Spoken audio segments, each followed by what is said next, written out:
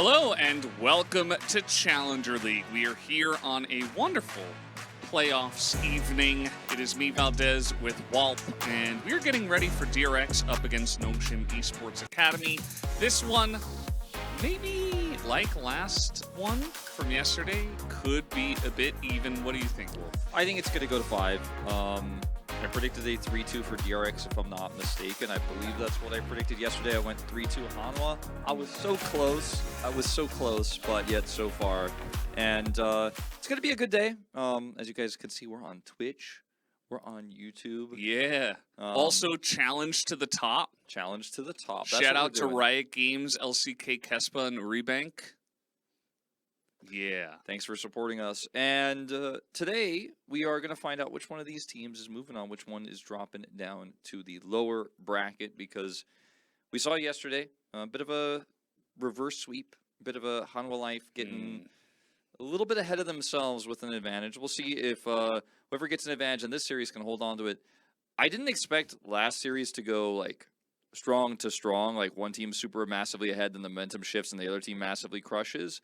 I think today I also don't expect that. I think it's going to be like draft diff, like back to back, 1-1-1. Yeah. You know, I think that's what was probably supposed to happen yesterday. DK took a while to get online. Hanwha Life Esports took a little bit of a dip as Bearded Toby McGuire has joined us. Yes. I love that meme now. It's great. What is that emote? It's is the that SPL from, like... KT Wolf emote that for some reason Pro League put as like my emote. So I took it and put it on my channel with the Wolf's Valdez as well, which Getaran can type as well. Yeah.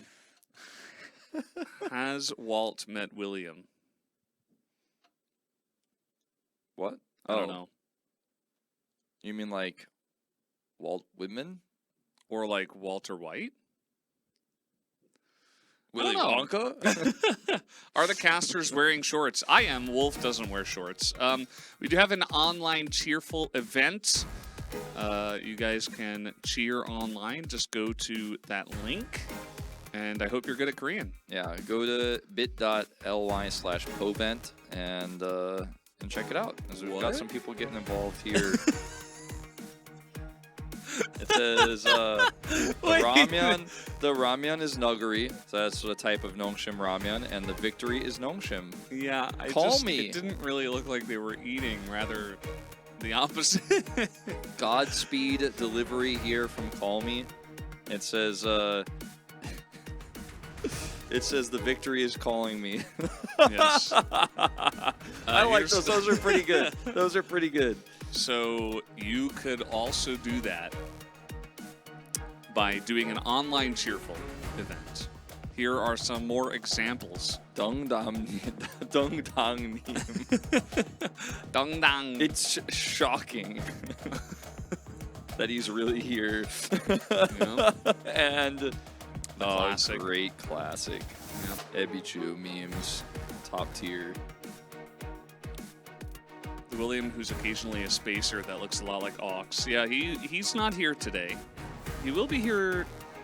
Well, okay. Well, Imagination, aka DRX, and I'm not sure who that is, to be honest. Is it Frog? It kind of looks like Nuclear Maybe a little bit. Sponge. Like, well. Yeah, it looks like Nuclear, but I don't think it's not Nuclear. him. Maybe it's Sponge? I don't know. Okay, yes, you know. It's Sponge. It is Sponge. Okay. There we go. Okay, well. I thought it was Nuclear and he was just like a big DRX predictor. SpongeBob. Yeah. I just didn't see that one coming. All right, so here's our bracket. We did have fairly one-sided series in our round one. And we had the advancement of Hanwha Life and DRX, and then DRX plays against Nongshim tonight. Yesterday we had that reverse sweep I was talking about. So D+ still in our round 3 upper bracket finals. The winner of that series will, of course, move on directly to the finals. So whoever wins today will go there, and whoever loses today will face off against Hanwha Life on Friday, which will be our last cast before you and I get in the car and drive to Danger. Yeah. We're going to be zooming out there like Call Me. But yes, today, if you lose today, it's not the end of the world. You do have double elimination now that you've made it past the first round. well, at least in DRX's case, having to make it past the first round. Notion were waiting, and here they are. And yeah, I don't know. DRX is a really strong team because DuckDom came in. Things are really flowing for them. Notion, though, also very strong in their own right.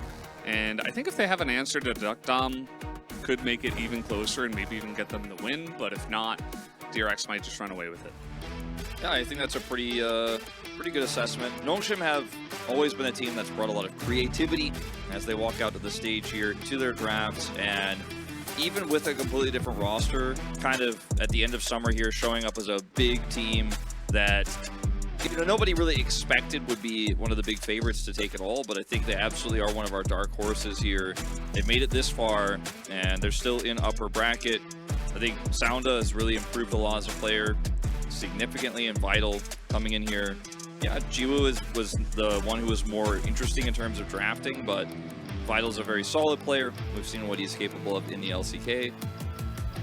HH, you know, he has his good days and his bad. You know, I feel like he's definitely, I think, oftentimes the defining factor of this roster, and you know, his fantastic plays on Rel, for example, or sometimes get a little ahead of himself.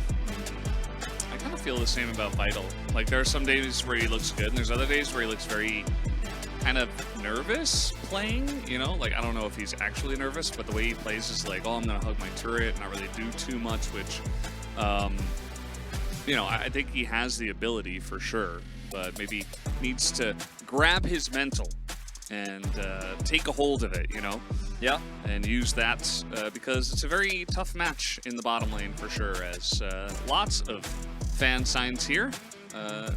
Sexy coach, please do a sexy pick ban. Notion side. Yeah. And yeah, just a lot of Notion fans here. It's playoffs, and I'm glad to see the crowds are coming out in full force here. As you can see, some of the statistics here, the last 5 games, taking that 2-1 over D+ Gia, and that was after nearly getting defeated by Kwangdong Freaks in match 83. And some of the stats here, obviously, Dragon percentage quite high here. They're not prioritizing Herald as highly, so those stats kind of usually do mirror each other like that. First turret, about halfway, so not really early leads they necessarily win with, but great team fighting around objectives in the late game. We have Angus Old asking about the Kai'Sa Baron steal. It basically just happened, and it stayed. Nothing really came of it, and then they went into Game 5, and D+ went and won the series from there. 3-1 DRX, easy clap. That is my prediction. But we'll have to wait and see what does happen and how the guys play. It is challengers after all, so we could have predictions that are just wildly wrong. It does happen. It does happen. Here's DRX coming out to the stage. As you guys can see, just the standard roster today, no surprises. Will be DuckDom and Pleta in the bottom lane, Frog and Sponge, that top 2v2 setup with Satab in the mid lane. A team that has impressed us a lot, one of the big favorites throughout last year. And even with the roster changes here, they came up big towards the end of the year in summer. DuckDom trying to earn his way back into an LCK team, I think, by proving a lot here in Challengers. And so far, I think there's no question he definitely could be a player to slot back into the LCK. We have such a stacked 80 carry pool right now in the LCK, it's hard to imagine somebody like DuckDom is even down here. But when you consider who we have in LCK, it makes a little bit more sense. Yeah, I mean, we have Paddock, you know. we've got Taeyun, some big names up there, and hopefully DuckDom will return to his rightful place in the LCK. At least in my opinion, I think he deserves to be there, but they're trying some new things after some lack of success, which I also don't mind on the side of DRX in the LCK. So, unfortunately for DuckDom, that does mean that he might need to spend some extra time down here, at least for now. As we do see the couple of matches that they played, DRX did take the last one, match 51. That was a long time ago. Yeah, I think some of these stats you can compare, obviously, to the regular season versus playoffs round 1. Looking pretty similar here. I mean, gold per minute is actually almost exactly the same. It's kind of a very obscure stat that we don't really use that much. I think it can really set the top teams apart from each other when you look at how much they're getting off the map. And it is like a valuable stat, I guess, for challengers, because I think challengers teams don't really get that full efficiency in terms of farming all 3 lanes in the late game. But the stat's not too different here from regular season to playoffs. Sometimes we see huge differences in round 1 of playoffs versus regular season, as you could see some of the stats here as we look at them a little bit closer. Definitely better regular season in a lot of regards here for DRX, but first blood win rate, not as high. Yeah. Not as relevant, but also not as high. Yeah. We do catch DRX with the higher herp G here from the regular season, and they're keeping up with their exact 1 per game. Just 1 herp per game. And we do have the Dragon at 15, slightly going towards Nongshim. But yeah, pretty evenly matched when it does come to the regular season. But this playoffs is, I don't know if it's going to be a different story, but who knows? Maybe Duck Dom just goes into the stratosphere and takes over the matches. Yeah, I think he's definitely the favorite in that matchup against Vital. So we'll see if he can live up to it. I think that things can certainly go wrong in the bottom lane if HH is having one of his good days. But time will tell on that one. I think predictions here, pretty unsurprising that it's a mostly DRX spread, but also we have a those couple of hipsters. hipsters, yeah. I mean, everything's close. Yeah, but look at the 2 hipsters. Dongjun, you guys may know him, used to cast in the LCK from the Korean side. Also, this guy, A+? Don't know what he's on. Atlanta, US? Yeah, something like that. ATL US, Keck W? Yeah, Atlanta, United States. Any Georgia. Any Nongshim Predators? I can't. A Tulus? Yeah, I don't know. The rest of us did go for DRX. I mean, we have 1-3-0. Yeah, that 3-0 I think is actually honestly the... if I look at all of these 9 predictions, the 3-0 is the one where I'm like, I don't know about that. Yeah. Like, I don't know if that's allowed, but everything else... How about the 3-1? Is that allowed? 3-1 I think is okay. Okay. But but is 3-2 for DRX, is that perfect, Wolf, in your opinion? I mean, it's what I predicted. I think it's what's going to happen. But it's time, guys. We're going into draft game 1. Find out if Nongshim can pull off the upset here. Wouldn't be a major one, but I'd say it definitely is, as our clock's going crazy, but woo! It's settled down. Settle down, clock. So let's see what this draft is going to look like. You're not the clock's real dad. The clock can do whatever it wants. I know, but I'd like it. I get to settle down. Let's jumping back and forth a little bit. As Alice's pred today almost as bad as Valdez's yesterday pred. True, it didn't come true because you know, that's the way challengers goes. It was supposed to come true. It was supposed to. They were on the edge. They were 5K gold ahead in game 4, but it wasn't meant to be. But new series, new day, and a new chance to just ruin our preds with the Nongshim 3-0. Let's see how it goes. So Nocturne is banned here, interestingly, which leads me to believe they're all right. Everybody needs to clock and camera guy. Let's sync up. Feel a little rusty, you know. Like the clock keeps jumping from 27 to 25, and it's making me a little bit worried. Like, what's going on 26? Like, wake up. Yeah. Let's see if they want to prioritize Rumble here, because obviously they're going to get the Kai'Sa first pick that was left open to them, and I do like the Vi ban. Maokai needs to be banned every game probably, but DRX, if they prioritize like a Jax here, got Rumble, they don't have Nocturne. It's the only real reason right now I think the Nocturne should be banned in this position for Nongshim. Could have banned this, you know, for example. Yeah.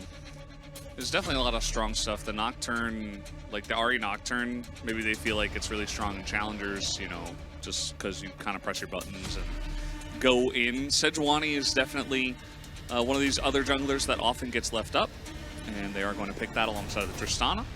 I think that Nongshim, it's a kind of a tricky position here in terms of the Rumble idea, because you don't know if they're going to play Jax or, okay, well, just going to pick the Jace here with no Maokai. It's an interesting choice.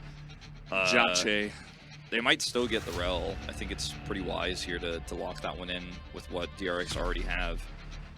But you don't know if they're going to pick Jax or the Renekton, and if you pick the Rumble here, they might not.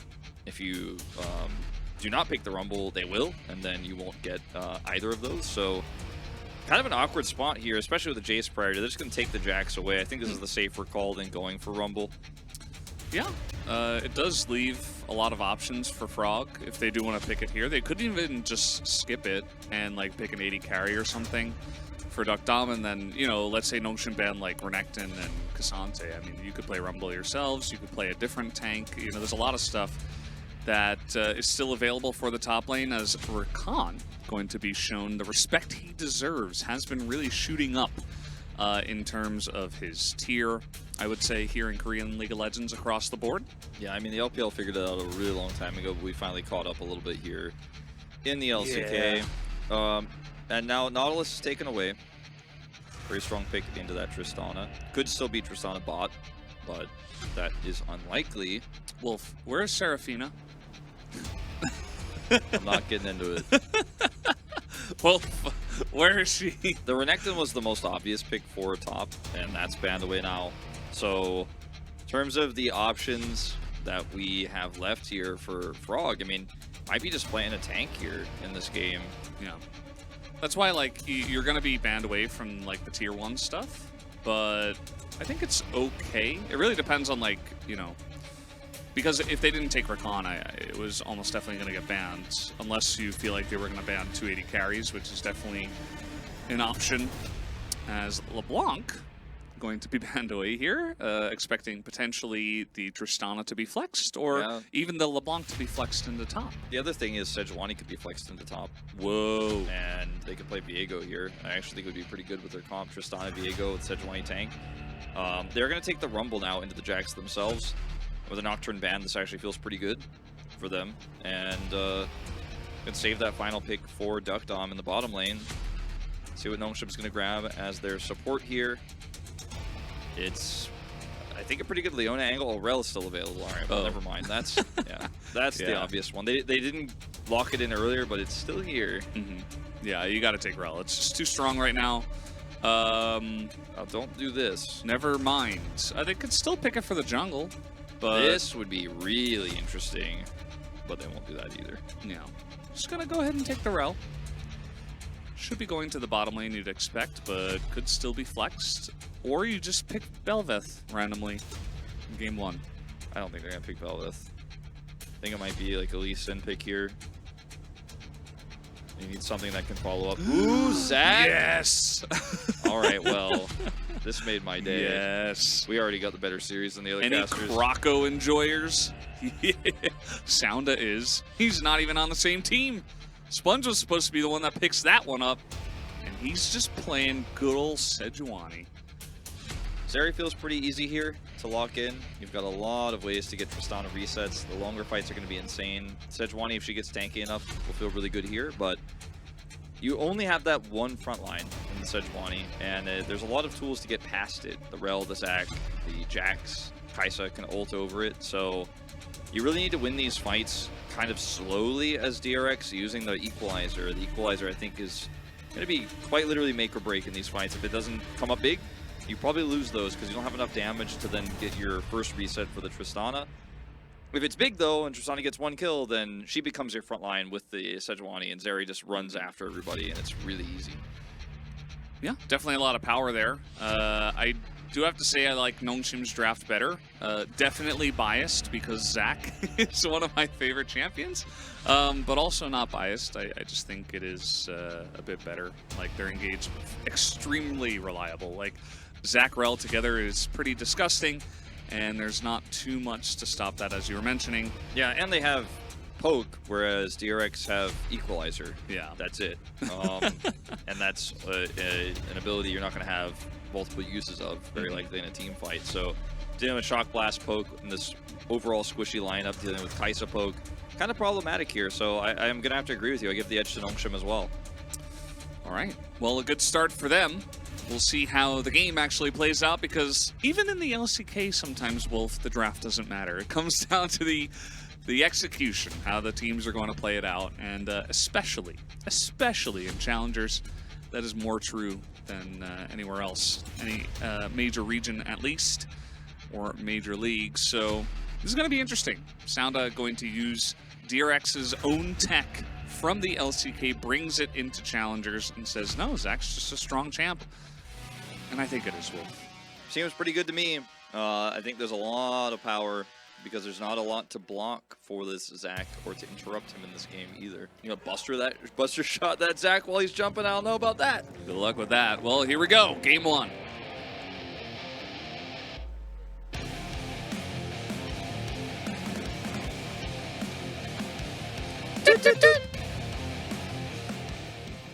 You doing the bass now?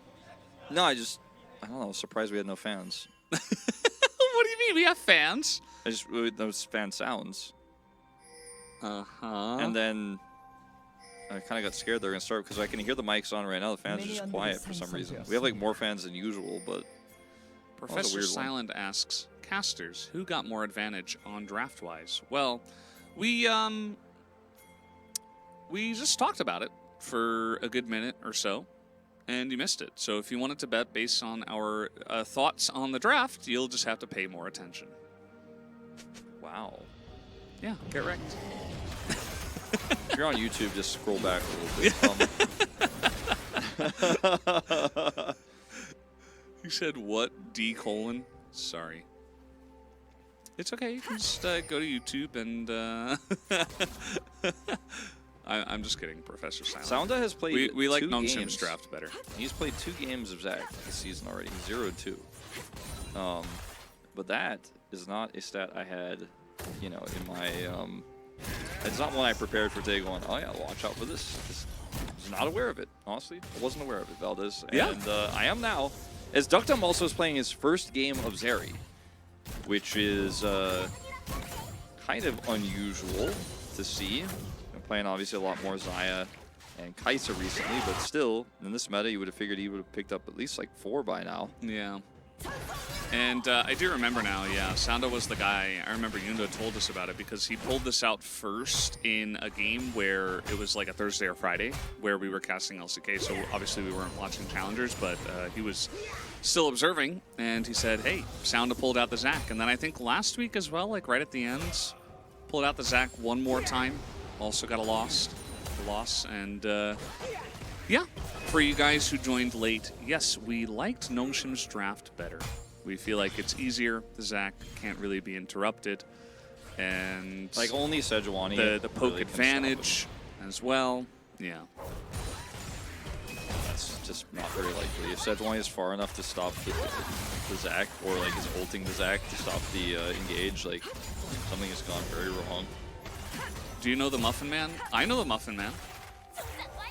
Do you know the Muffin Man, Wolf? Not personally, but have you heard he liked one about of the my Muffin tweets. Man? Yeah, he liked one of my tweets, so I feel like he knows who I am, but I'm not, you know, I didn't follow him, he doesn't follow me, and I haven't ever met him. Like, he didn't send me any DMs, he didn't ask if I was going to PAX, you know, like, yeah. I wasn't going, but like, I just thought maybe he could ask if he was interested. He's clearly not. There was old, like, kids show. It wasn't really a show. It was like a movie, I guess. But it was... Yeah, Sounda's just here. And this is Tristana, so, yeah, just buffer. Easy peasy. Could just stretch Armstrong to bring him back, but... Oh, wow, he's actually going to have to flash away from this. Zac even more OP than I imagined, even after having over 200 games on this champion. And yeah, Seitab going to have to burn his flash early on. Yeah, well, not showing a lot of respect there, Valdez. Pushing forward pretty deep. It was a good buffer, though. Yeah, the buffer there makes it very clear that Seitab has played into this Zac quite a bit. And Zac mid was like pretty common for a while earlier this year too. But the fact that he was well versed, that makes me feel like he thought, oh, okay, I just buffer this. If he comes, it doesn't matter. I actually don't care. But then he got hit by the old rubber band there and did have to flash ultimately because Jace's damage output is really high. So a bit frustrating here for Seitab, but we'll be fine ultimately at the end of the day. See if any follow-up ganks, though, cause him some grief. Yeah, could be a bit of an issue. Might have to play it a little bit safer. As he showed off, you can buffer CC with the rocket jump, as we all know. So definitely something he could go for. Sponge, he saw the Zac, knew the timing, knew that he was going to go down to the Krugs with that ward that was on the Raptors, and now he's just going to go in and steal the Raptors. Very good timing from Sponge to get in there and sponge all over him. But let's see what happens from here on out. Yeah, like how much water has he absorbed before this series? You know, how thick is the sponge? Has it been recently But wrung you're out? talking about Zach. Nah, well, I mean, I'm talking about Sejuani in this case, but Sponge, he has been very clutch. Let's say that's a word I've used a lot recently, but I feel like it's been an aspect of play that has been more relevant this season of LCK and LCK challenges, where we're not seeing draft matter as much this season. We're not seeing early leads matter as much. It's like, can you make a really cool play actually and save the game? That ends up mattering a lot right now. So Sponge is one of the kings of changing game states that are not favorable into being favorable ones by either just getting an insane pick or stealing an objective. And he's not just famous for his goofy name and being apparently a SpongeBob meme here in Korea. When is someone gonna name themselves Goofy? That's a good name. That is a good name. You know, you could be like the Disney character. Yeah, no, I mean, Goofy movie was pretty good, you know? You're not about the Cheese Whiz, though, right? No. I'm not really a Cheese Whiz guy either. Satab is going to hop in, trying to bait Call Me into a bit of an issue, and Call Me just bops him because he's got his two friends here as well. A little 3-on-3 posturing in mid lane as the stun is going to come down. There is the incredible CC, but Blood is going to get over the wall, and this is going to be a win inevitably for Nongshim, who are going to push them away. Problem is, it's hard for Nongshim to actually start up this dragon without losing control of Herald, unless Call Me gets a pick. Yeah, Satab just dead. Just going to get flashed on there by HH. Incredible play as Nongshim really showed up to play today. First blood given over to the Jace. Yeah, really looking quite strong here in this early laning phase, and they're not going to go ahead and crash down and go into that Drake pit. They're going to reset first as Mihail going to commit his ult up here. How about this? Equalizer available. The spacing. Got absolutely wrecked by that as, yep, just as you're saying, just waiting for the leap, I would suppose. There it is. Uses it a bit late, but Mihail still holding onto his flash. Frog probably going to look to trade it, but doesn't know exactly where the Zac is, so just going to back away for now. Yep, Sponge taking the dragon at the same time, so really trying to greed for this as Satab here gets caught by the hammer mid-jump. And then gets followed up on by this Rel. If he had flash, wouldn't have been a problem. But lost it earlier in the lane. DRX will still get the Drake, which is quite critical. If they had given that one up after also losing out on their Tristana, would have been really rough. I think part of this, in fact, based on the fact that Jax took the bad trade topside there, Mihail down teleport, and they just couldn't get back control of the map. These small things really add up on early objectives. All the small things. Yeah, Blink-182 had it right early on. Yeah. They get it. I get it as well. So Sounda was spotted here doing the Rift Herald, as it does seem that DRX do want to fight this a bit. They've got a bunch of guys over here. Sounda now trying to stretch Armstrong him back in. Sponge will have to flash away. Nice permafrost, but you're not getting away from all of this engage.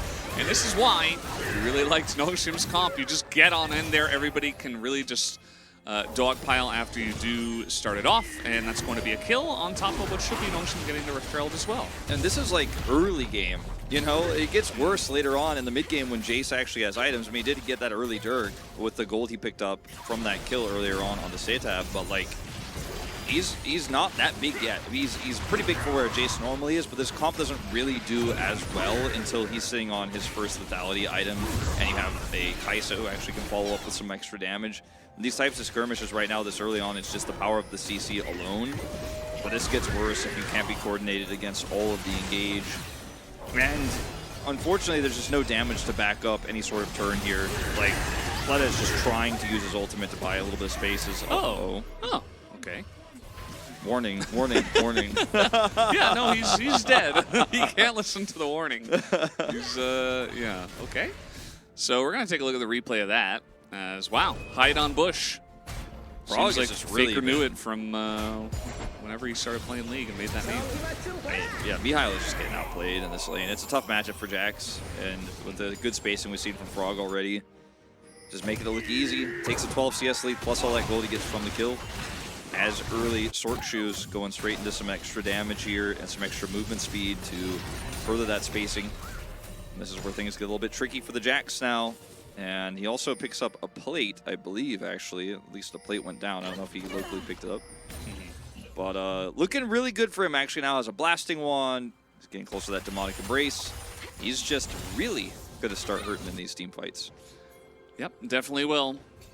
Frog just getting online, which is why they weren't scared to go ahead and pick up the Rakan.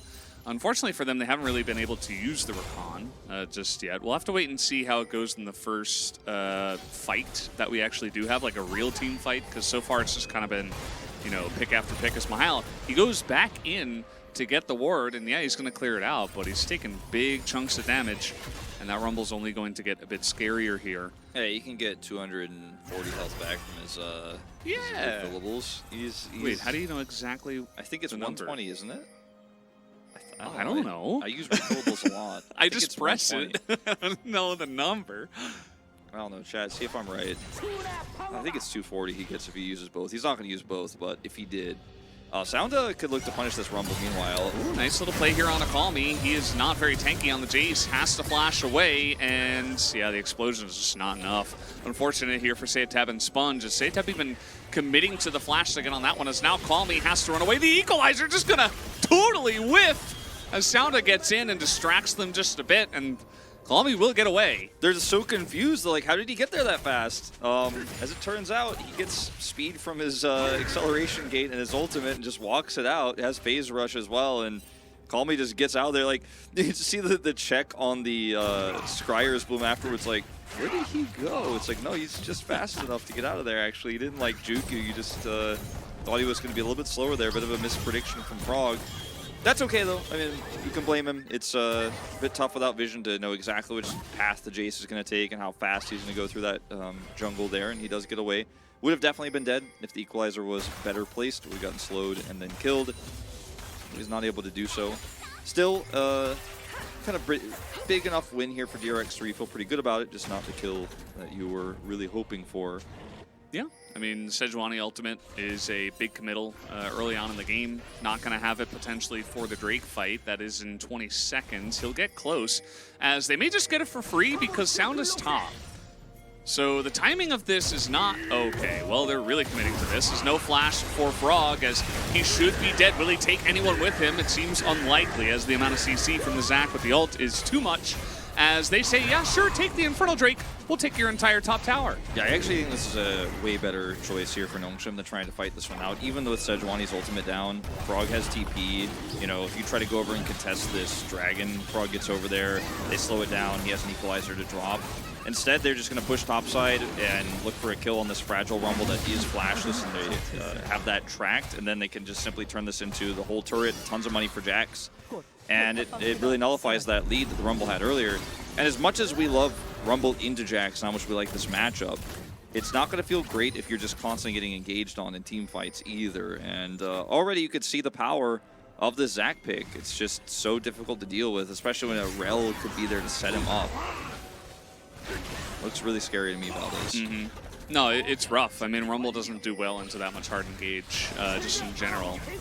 Can he, you know, get a build where he gets demonic, maybe like a Zonya's relatively early on, so that even if they do engage onto him, he can just put the Flame Spitter out and kind of just go stasis. Maybe that's the call for him. We'll have to wait and see how his build does develop. Someone in chat said SpongeBob AFK. He was literally doing the Drake for the team, which is definitely the right call.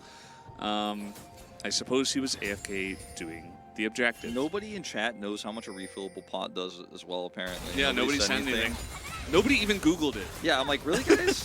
Chat, come on. Chat's that was your moment. Chat's coming up empty a little bit. Don't do this to me. I'm looking it up now. Yeah. And Mahal, he's got a ward this time. He'll be fine. Mahal a little bit, he's definitely a little bit more slippery than the it's the 100. Jace. Yep.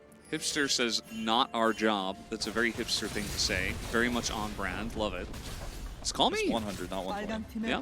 He's going to take down the first turret. So all that work that got done on the top side of the map ends up being a big boon here, not just for Nongshim, but also for Call Me, who does take down that big objective up there. Yeah. They did nerf sustain items a while back. That might have been where I got confused. But anyway, dive over here. I don't know about this. Into a Jax. This wave isn't going to last very long either. Not going to be able to commit, but this means Sounda getting free Herald on the top side. This turret is down. And it's Call Me pushing into a Rumble. That's not a matchup the Rumble is going to like. Just outranged and outpoked. And the Demonic Embrace is done. But, you know, not going to be able to show up to do any fighting here if they're just not going to contest Herald and try to commit to taking down bottom side turret. And DRX just kind of getting out macroed a little bit in this game. Obviously, the early laning phase for Setab really hurt some of their early potential for control.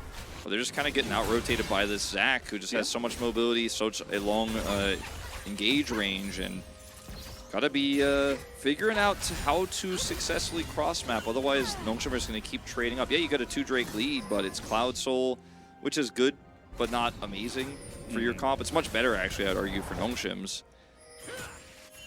Yeah, it's going to be good in general. We'll have to wait and see if they can even get that, because this is something you can do where it's like, okay, you take the first 2 Drakes, we're not even going to fight it, we're going to get stuff elsewhere on the map and get ahead. So now on the next fight, Nongshim have 3,000 extra gold, and, you know, will DRX be able to fight for those Drakes?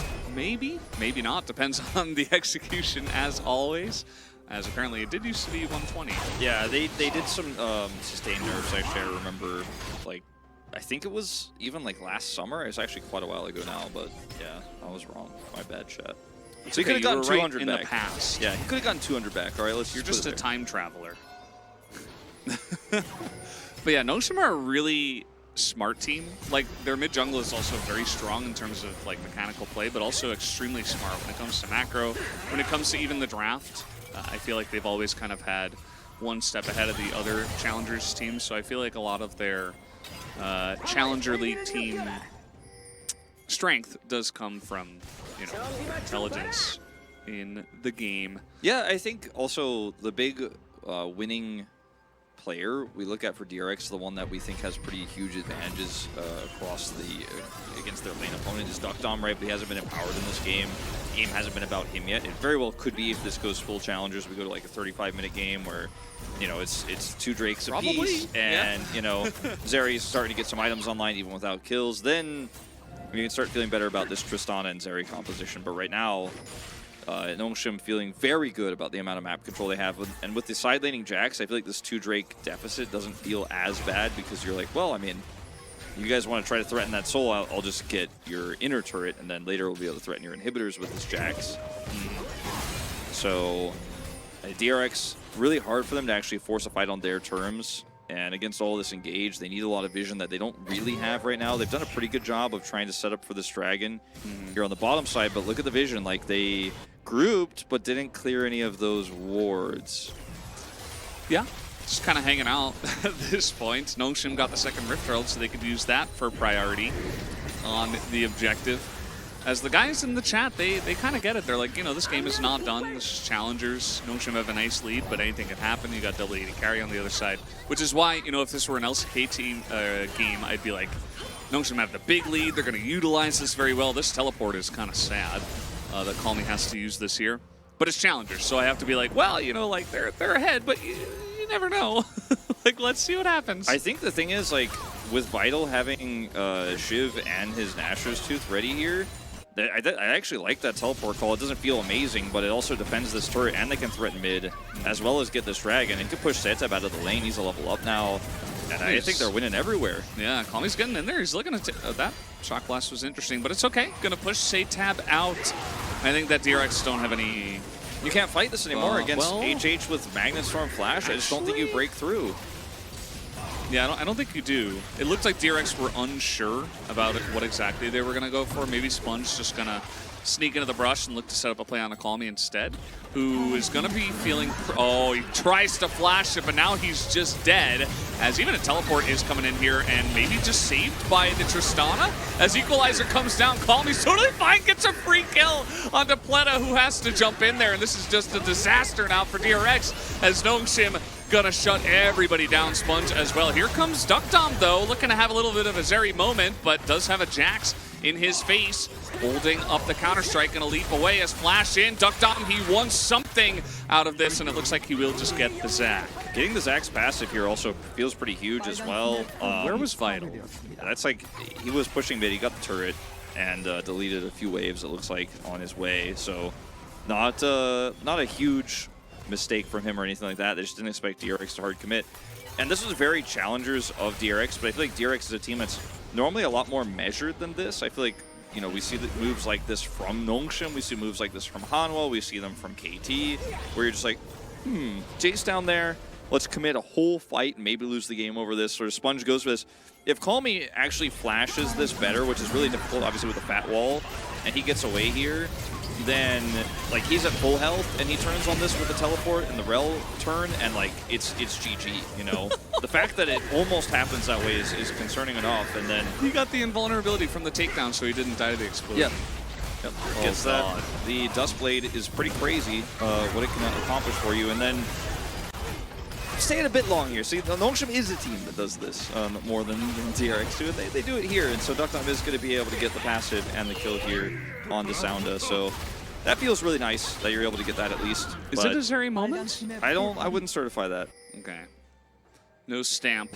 She did get 2 kills. Yeah, but it's like, it wasn't the moment where it's like, uh-oh, now Zeri's a problem way too early. You know, we're 21.5 minutes in. She's got her quick blades. Uncertified. That's not a certification for me. Was it a Zeri happening? Yeah, not really a moment, but you know, like something happened. So we're getting a lot of hate for Zetab's Tristana. I mean, like one mistaken lane in that crazy hammer boop midair. Come on, chat. Come on, chat. You're better than this. Well, now that we're in playoffs, we're getting more viewers. You know, we got guys that don't watch challengers all the time, so they're probably straight from LPL chat. They're like just calling people frauds, and they think it's okay. It's not cool here, guys. It's okay to criticize, but try to stay nice in challenger chat. These guys are very young and still relatively new compared to some of the LCK squads that you're used to seeing. Zetab has had, okay, hold up, Sounda, unseen. Unseen for now, but he will make himself seen, as unfortunately Sponge going to get caught there on the top side. Pleta trying to help him out, but unfortunately the Rakan is just not good for peeling. This is a bit of an issue we were talking about from the draft as Vital gets in there, picks up a double kill, a bit of a Kaisa moment, as now Zetab, you know, he's not having a great day. It's just what happens. He is going to get taken out as well. 0-3 now for the mid laner of DRX, and it looks like Nongshim will look for this Baron. Yeah, it's not fun to play Sejuani into Jax in lane, but I feel like if they had gone Sejuani Viego, they would have at least had some stats on the Sejuani, so that if she gets caught by engage, she's still going to be relevant. Not really as jungle Sejuani going to be that relevant as a bit of a sneaky Zeri. Trying to do something here, Counter-Strike a really strong, oh god. Duck Dom, okay, he is going to get over the wall, and he might just live for now. He doesn't have flash, used it in the fight before, you remember, for the kills. So, yeah, I suppose he helps his friend. And Duck Dom is to DRX as Viper is to HLE. Not able to make anything happen here, unfortunately, though, but the man is trying. And Vital gonna grab a kill here, second one coming through. Trying to save your Sejuani, trying to turn this around with no CC really whatsoever. You just gotta cut your losses. I feel like DRX have hard opted into losing more when they've lost a little in a few of these exchanges. They're like, wait, we can win this. I'm like, I don't think you can win this, actually, but they keep opting into it. So the gold lead is just kind of increased and exploded here for Nongshim. Yeah, I feel like it's one of those things, especially when you're new to competitive play. Again, I say new, these guys have been probably playing for at least like 1 or 2 years, most of them. Where it's like you're trying to be there and trying to help out your squad and everybody's supposed to be on the same page, but sometimes that backfires, and that's like one of those small points of competitive play that can require a lot of nuance. Yeah, no, absolutely. There's like a bell curve. There's like a sweet spot where, you know, when you first start playing with teammates, you're like not sure if you want to help your teammates or turn, and then that's a skill you have to learn to not be selfish and save yourself, and actually like, no, we have to commit to this or else we lose this game. But then sometimes you commit too much. Like there's definitely a sweet spot I don't think they've quite hit in this particular first game. Yeah. So the poke you were talking about in the draft, Wolf, it is surely online, as Vital, even with the Rage Blade, still going to be chunking As some people are like, there's still a chance for DRX. I would say because it's challengers, there is still a chance. If this were LCK, this game is like over, done with, like let's move on to the next one. But let's see if Nongshim can close this one out.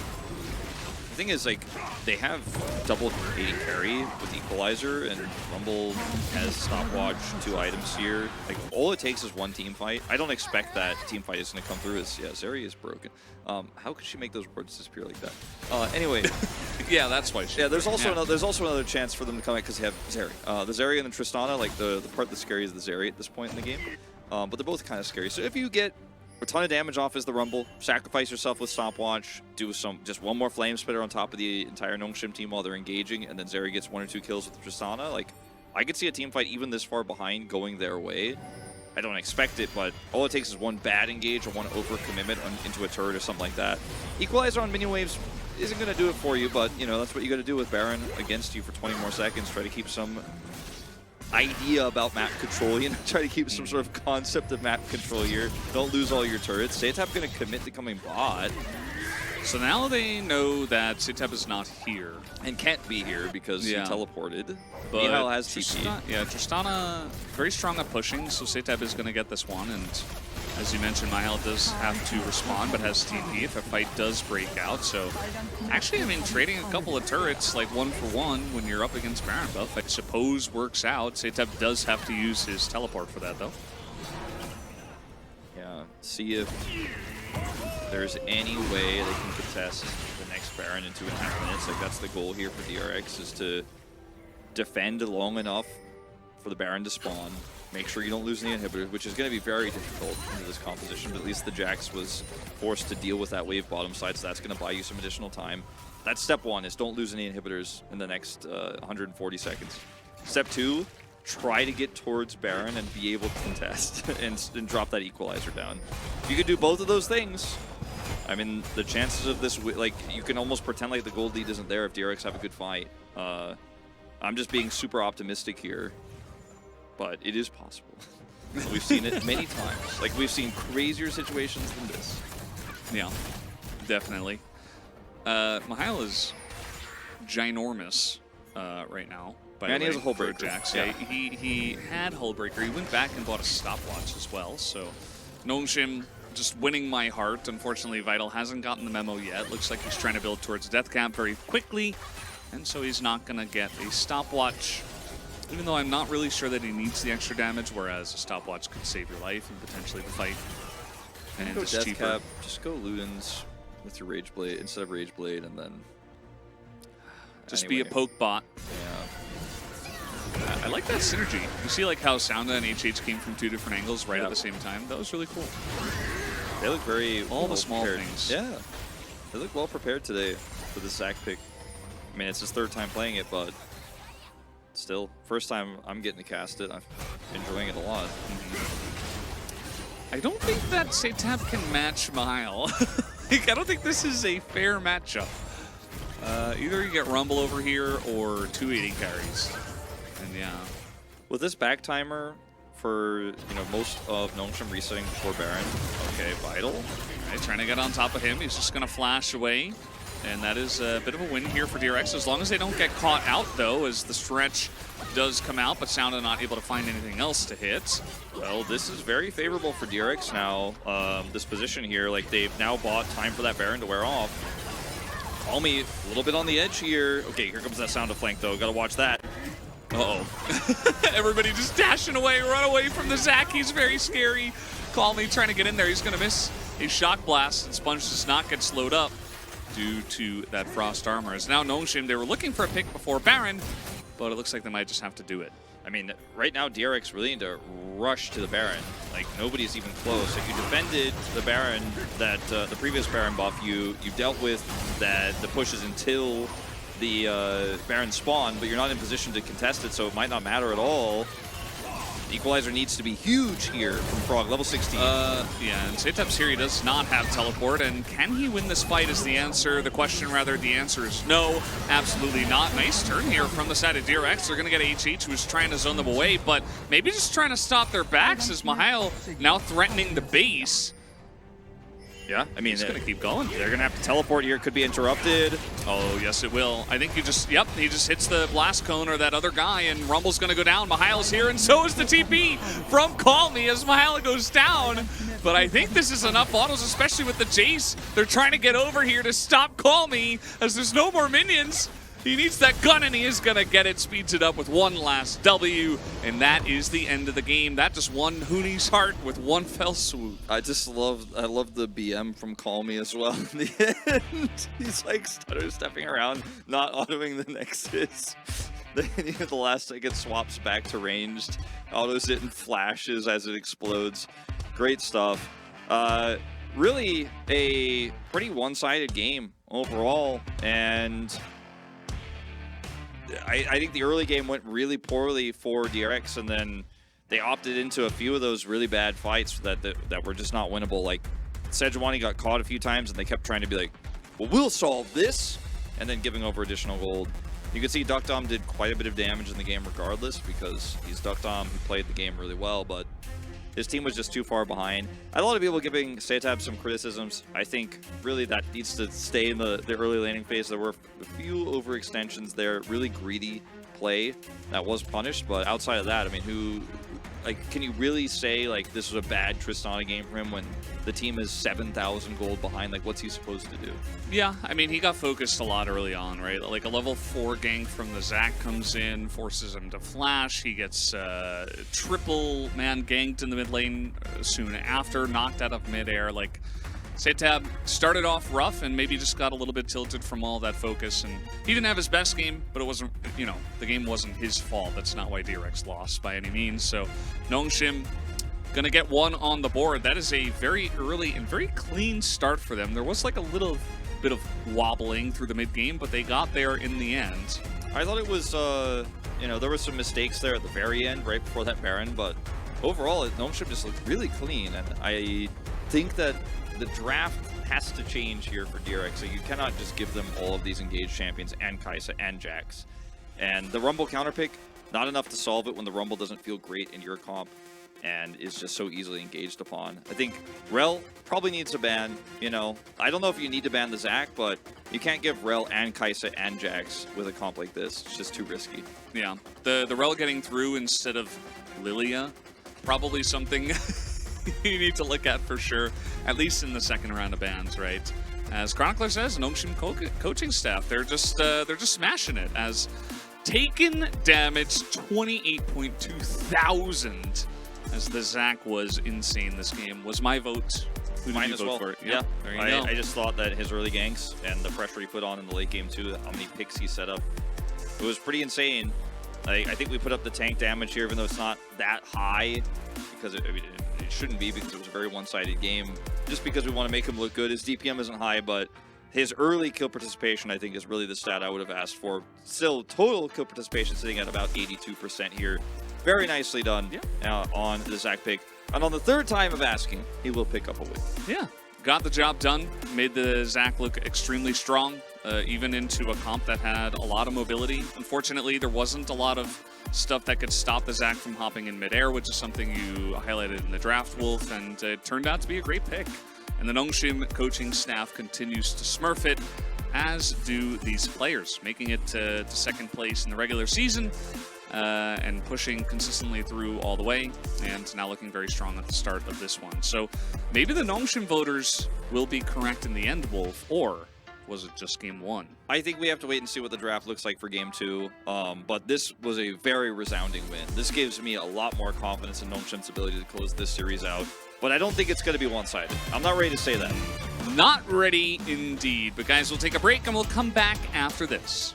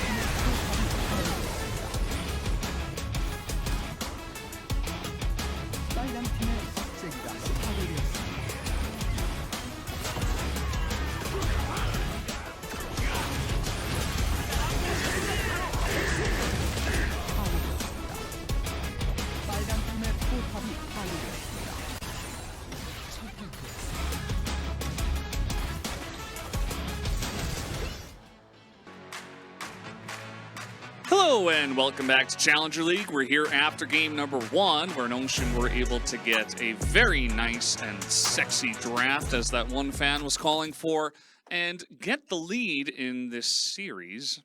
Do you think that we're going over to DRX's side this time, or will Notion continue with their dominance?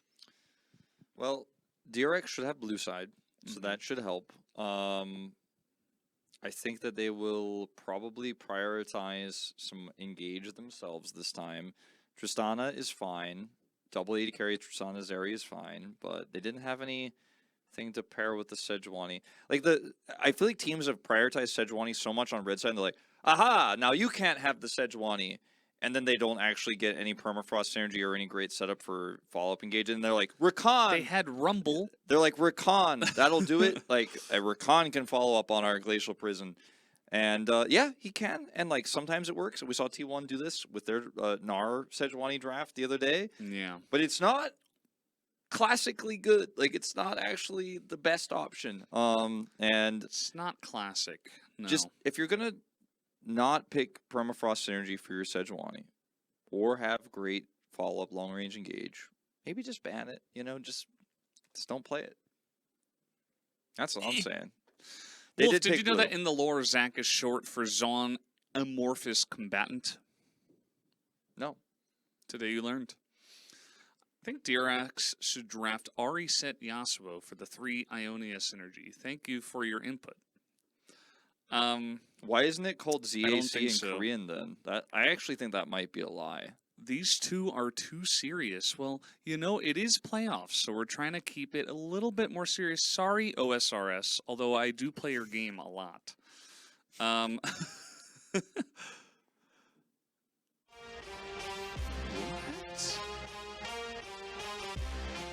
I don't know. Anyway, let's go into the draft. Look at how many people we have. Like, actually, the crowd is... I think chat is struggling today. Yeah. You know who's not struggling? The fans who are coming to show up for... There are a lot of fans. Yeah, that's what I'm saying. Like, there's a lot. It's pretty packed, and a lot of people here to support both teams. Noblesse coming down here to coach the Challengers team. He's worked with both rosters. A former Heroes of the Storm legend on screen there with the tie on the left. He is one of the best tank players of all time in the game he came from, and hasn't been able to make that big of a mark in Overwatch, or Overwatch, in League of Legends just yet. Why I said Overwatch. We also do Not Overwatch in in this arena. either. No, yeah. He hasn't been able to make this big of a splash in competitive Cruising USA either. Yeah. Heroes of the Storm. Yeah. But yeah, he's looking pretty happy. Notion had a great draft in game 1. We'll see if they can get that same sort of power here going into the second game, where DRX will have blue side against them. A lot of people calling for the no Tristana. I think that Tristana is fine, and Challengers will surprise you. You know, game number 1 can happen. Maybe Sitab plays it again, and we're all like, oh god, facepalm, and then he like single-handedly carries, because, you know, it really just comes down to how you play in the game, right? So I think it's okay. It's still a very strong pick. You don't necessarily have to first pick it if you feel like Sitab is not too comfortable on it. And that's okay. Okay, respect, add me on OSRS. We'll see, we'll see. Fun game, though. I was questing yesterday, yes. He was. All right, we got to the dog bark part of the song, so that's how you know draft should be starting pretty shortly here. As Bark, bark, bark, bark, the emotions on both sides of the stage here are quite different. Obviously, Nongshim looking like they're having a great time. DRX, on the other hand, looking... Ducktail was just smiling, though. Yeah, a little smile from Satab as well. Someone must have made a joke or something. I think that maybe it was the coach, but... Yeah, definitely feeling the pressure as DRX here going into this one, the second game. But with draft advantage, could be all they need, because we're looping. I don't know what's going on with these drafts. Get me in there. We're not loopy feisty gaming, though. No. Not anymore. Only last year. I'd be down for some Xerath. I don't know if... who do you think would be more likely to play Xerath? Just random question. Say a tab for sure. Say a tab. I feel like he would be the guy. He's always been very good at mages. Call Me seems very much... He seems like a very serious gamer, you know? He's like, I will play only the best stuff, like, very much, like, plays by the book. Yeah. I feel like if the draft calls for it, he'll try it out, but I would definitely expect Saytab to play it instead. You know, Flamenco Hero, I did go to Barcelona one time by myself, and I went there early. I was going for a StarCraft 2 event, and I took a whole day, and I toured the city, and I watched some flamenco at night. It was really great. That's the end of the story. It was a cool story. Yeah. As we're getting to the crux of the issue here, looks like it might be HH has an issue with his peripherals. I don't know. Because the refs are talking with him. Yeah. Valdez noticed me. True. Generally, if you type in the chat, I will see it. There have been a couple of people that probably new to challengers, and unfortunately, they'll never get to chat again because of how mean they were to Saytab in Game 1. But that's okay. He will notice you. I will notice you. All right, so we'll give you guys an update as soon as we find out what is going on here, but definitely appears to me that somebody's actually updating us as we speak. And it's not the dog barking. So it is an HH problem. Headset issue. So should be resolved fairly quickly.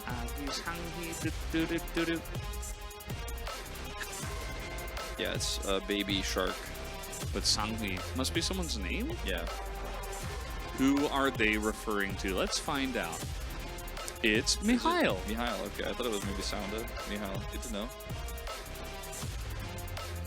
Probably why they showed him first there on camp. Yep.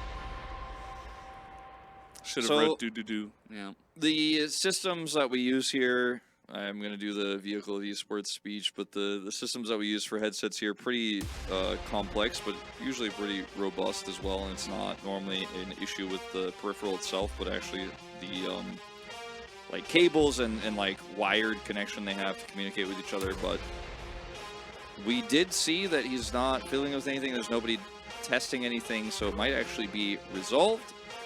And that is my hope, as this is a stressful situation for DRX, being down a game, had some draft discussion, and now just kind of waiting to put it all into practice here. Keeping your hands warm. Yeah. Thanks. Thank you for the happy birthday wishes, guys. It is in about... it's a bit early. It's in about 29 or 30 days, actually. Won't be casting challengers on that day, so they're getting it in early, you know. Thanks, guys. Yeah, this is a common chat technique during breaks or pauses, is to say it's somebody's birthday. Happy birthday, Wolf. Thanks, chat. I just always say thanks and move on. DRX win 100%, someone in YouTube chat says. I would not say 100%. You know why but he probably said that? Little peek behind the curtain, because probably after game 1, I would assume that the odds for Nongshim are not as good as the odds for DRX. So he's saying that in hopes that DRX will win, so that he can bet on the team that had better odds for him to win more. Even though DRX are now the underdog team after game 1. I think he's just a DRX fan, Bellows. I don't know. I'm pretty jaded by the challengers chat betters, just actually. Loves DRX. I think he's a big fan after watching Death's Last Dance last year, and he's just going to support the challengers team as well. Why do you always have to assume the worst in people, Bellows? Why are you so toxic? It's, you know, YouTube chat does it to me. I'm sorry. Hi, Atlas. Somebody saying I look like the LOL emoji. You know who that is, right? That's a very famous person. Yeah. You should definitely know.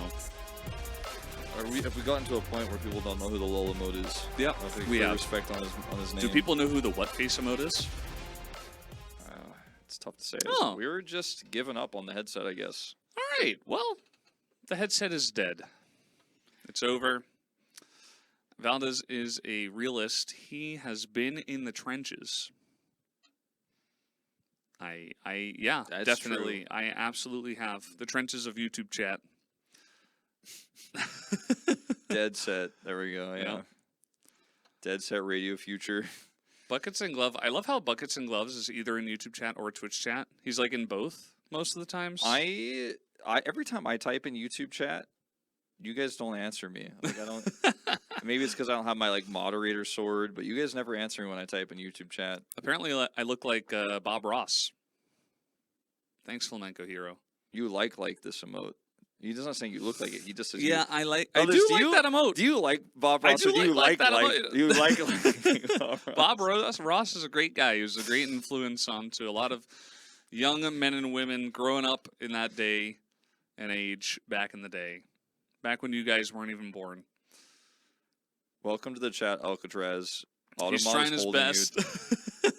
But we see you. We see you. Yeah. Why am I typing a YouTube chat? Because the YouTube experience works better on my television when I'm at home. Twitch is blocked at my work. Literally 1984.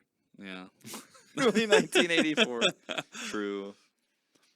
You should talk to Atlas about AFL. Get back to us when you guys pick a team. The American Football League? I guess so. I mean, what else is the AFL? Unless it's like the Africa League? Yeah. Probably not. Africa Leaks? It's Australian. Ah, the Australian Football League. No, it's American. The American Football League. What?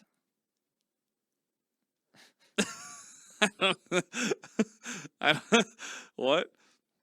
Even I didn't know Atlas was into the American Football League.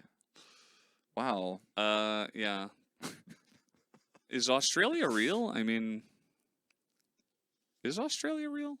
Yeah, it's like, pretty far away from everywhere else in the world. AFL. Like, can we be sure? Has anyone ever actually been as far as to do as look like? You know? There's also the American Flag Football League, but I think that's the AFFL. I don't know if Atlas is in the AF squared league. Just tell Atlas we are all St. Kilda Saints fans. What? Now, everyone in chat. No shot Australia is real. Imagine living with the funnel web spider. Yeah, that's what I'm saying. Like, I feel like they just made a bunch of random, like, creepy stuff to, like, keep people from going there, and it's not actually real. All right, but you know what is real? The draft. Draft music. Yeah, Jace. They're just saying that was a problem we will not be dealing with. And you know what this means? Time. They're going to try to first pick Tristana. Yes, it is. Yes, it is. Twitch chat's about to be so mad. Although they did ban the Zaya, so maybe they are fishing for Kaisa instead. I don't think Nongshim should take the bait. I think Nongshim should be happy to pick the Tristana if they go Kaisa, and if they go Tristana, pick Kaisa, and have a different answer. What's wrong with Twist dominates lane so hard yet? But people that were betting on DRX didn't like that Seitab had a rough game on it, and that his team lost. So that's why, Denunciator. Get with the program. Okay, they just banned it away. See, Nongshim knows a lot more than the people in the chat, Wolf. Right? Yeah, sure. All right, let's see. Nocturne gone again. The final ban here. I mean, if you're gonna ban Tristana, you better ban Kaisa also. But you could have banned. You could have banned neither of them and gotten 2 extra bans. Wolf, it's 1-1. I mean, it's a Maokai first pick for sure. Yeah. But it doesn't have Jace, so it doesn't feel as strong here as it could be. Oh, interesting. Going LeBlanc here pretty early on. Yeah. That is interesting. It does really weaken the Nico pick. Interesting. I actually think it's not that bad here. I've kind of come around after watching Chovy. You're the biggest Maokai enjoyer ever. I know, but after watching LeBlanc play by Chovy earlier on and in like week 9, I was like, okay, wait, this is still viable. They're not even gonna play Maokai. They're just gonna pick Sejuani Jackson and say, okay, never mind. Well, I think that's we don't want Maokai. I think it's actually fine. Clearly, these teams are going to prioritize the Sejuani a little bit higher here. You know what they should have done is picked Sejuani Maokai. And that way, you can flex the Maokai or the Sejuani. And then if they take away Jax, you just play Renekton. I think it's okay. Yeah. I think it doesn't budget you a lot of power early, though. It just denies your opponent a lot of power. Rel's going to come through. See what the takeaway here is going to be for AD carry, because you could lock that in early. Now, I was with it. I was with the LeBlanc going, all right, well, there's still some potential here. But you look in the Cassante, and I'm like, none of this makes any sense. And they're going to look at the Cassante, and pretty much none of this makes sense, to be honest about this. Yeah, and Maokai is going to be ignored in a Challengers draft. Okay. Well, you know, the world isn't real. We're living in a simulation, and nothing makes sense. I don't think you should pick Renekton. The Rumble mid. I think they were just bad. highlighting picks that make more sense than Cassante in this draft. Yeah, maybe. And then you know, I can see that. Yeah, that could work. They're like, oh, you didn't pick any of these champs that could have saved this draft for you a little bit. Okay, so I'm being really critical here of the Cassante pick because I don't think it synergizes well with the Rel. I think LeBlanc works best when she can 1-3-1. Cassante, that's a big nope. That's not happening. That's not a thing. Yeah. So you're basically just opting into a low damage, half poke, half burst mage, whereas Azir's like, I can literally do everything. I do sustain damage, I do range damage, I have engage, I've got disengage, and you picked LeBlanc. Now I hate the LeBlanc Valdez. Like, I was ready to be like, well, let's see. And now we've seen, okay? Yeah, and at the end of the day, Gnome they're like, yeah, Maokai's strong, but we could get some really good synergy and just work with Jax Sejuani, which, as a duo, may just be stronger than Maokai, especially if they're not going to pick it, which you know, Gnome might have expected them to pick it, but maybe not as well. Either way, Maokai is not going to be selected yet. Gnome still have a chance to pick it for support if DRX don't ban it away, and I suspect that they're not going to, because I mean, Maokai support is it's good, but it's not really the same. Yeah, it just doesn't have the same. You do press R though. It doesn't have the same stats, obviously, to be a frontliner. The R is still going to work. The vision is still going to work. Zeri taken away, I think that would have been the strongest pick here for Vital. And now I am curious what he's going to play, because Varus doesn't really suit this composition. Feels very risky. No. He's not doing it. He's not doing it. He's laughing. He's laughing. Vital would never. Aphelios is boring, but it works, you know? Yeah, sure. And I think that people hate on Aphelios way too much right now. I think he's very strong when he has the right setup. Still does tons of sustained damage. Jinx going to outrange him, and if they can get some resets potentially with LeBlanc, maybe. Jinx Melio in current year, current month? I mean, it's still available. Could happen. Nautilus is banned, so feels pretty safe. All right, this is okay with me. Yeah. It's okay with you. Yeah, I'm all right with it. It's okay with you, and you are okay with it. I wonder if he just plays Lulu here? Nah, just play Maokai. I mean, I think both their options are very strong. The other option is to play Leona, but I don't like that as much in this draft. I don't think you need that follow-up to the Sejuani. But oh, don't do that! No. Okay, well, we hate the Braum here. Yeah, what is the Braum actually good at in this draft? Blocking Jinx ult? Yeah, I mean, I think he found the one angle. Like, literally, that's it. That's it. And yes, he can hold up a door, and if Jinx gets fed, sure. But it is terrible into Rel and Alistar. And into Cassante, it doesn't feel very good either. Into Cassante, it's terrible as well. It's not useful versus LeBlanc. Bad. There were so many better picks. You could have gone Leona, you could have gone Maokai even. Lulu is fine. Yeah. I mean, Maokai is fine. I would have taken a Karma here before. Lulu's actually fantastic. I think Lulu is like the best pick. Maokai memes aside. I'm a little bit sad about this, but otherwise, I do like the draft of Nongshim a lot better. The support is going to be a bit questionable. And Setab is going to have to play better than he did in Game 1 and set up a lot of picks here for Jinx to get excited. And Rel, you know, in this comp still feels pretty good. Looks really small in the champion portrait for some reason, but I think the Rel does make sense with all the other pieces. Maybe Sponge can set up Cassante for some big Q3s, maybe some Alistar knockups. It's going to have to be something like that. Otherwise, this comp just gets steamrolled, steamboated. Yeah. Steamboated. And Chronicler's in the chat. Yeah, Lulu Jax is really broken. Lulu's really good into all the engage. Wild Growth gets huge value. It's really good in the lane against Alistar. Like, Lulu was the big brain pick. You were right, Wolf. But instead, we're left with Braum.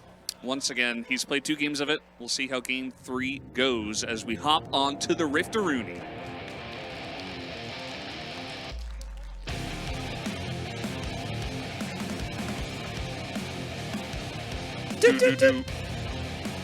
I didn't do the new meta.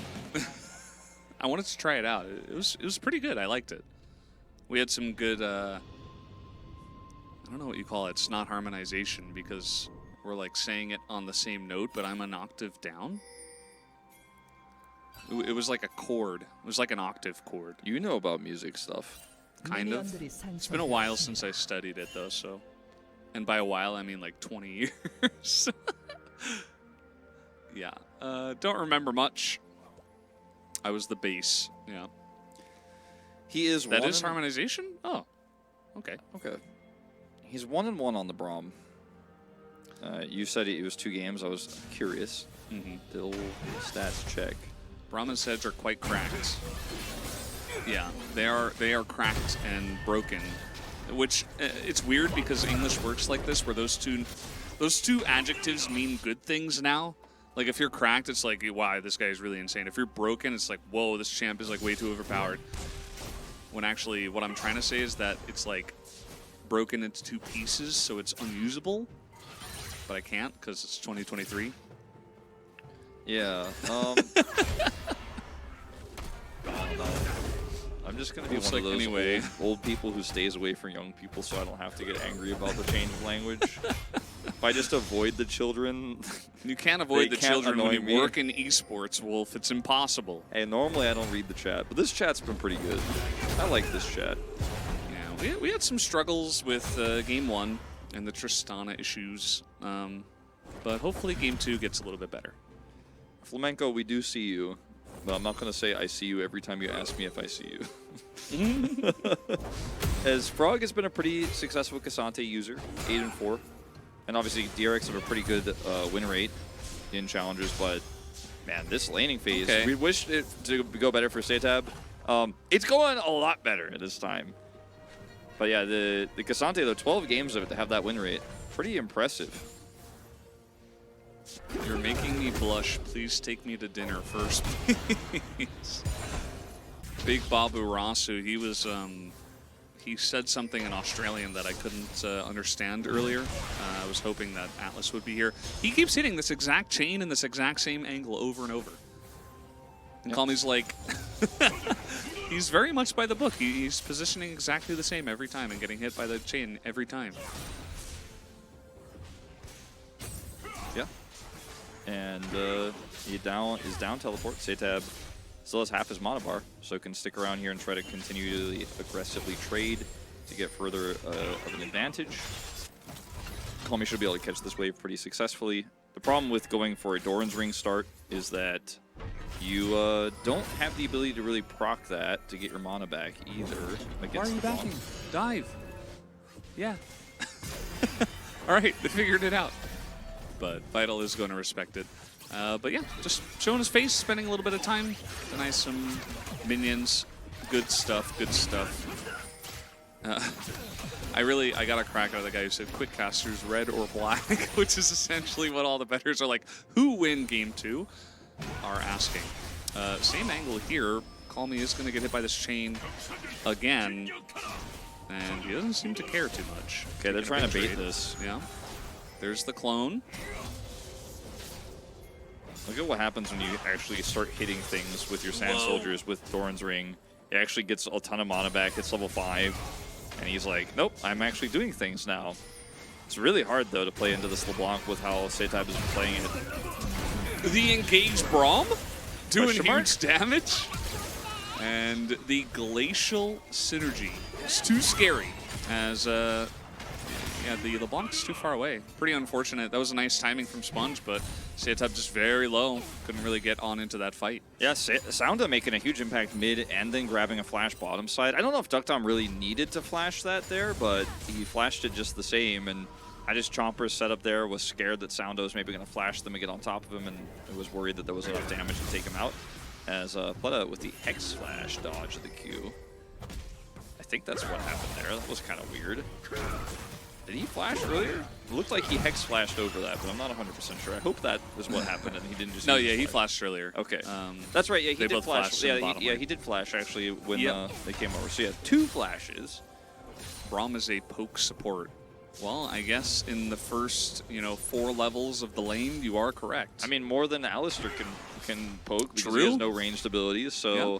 Braum is pretty good into like just a melee guy who's just going to be standing there not doing much, right? You can hold your door, he can knock you up into the air, you're like, okay, cool story.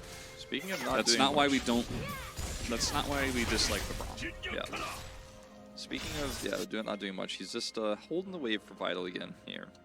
Taking some damage. Not actually going to be too far behind in CS because Duckdom also had 2 back.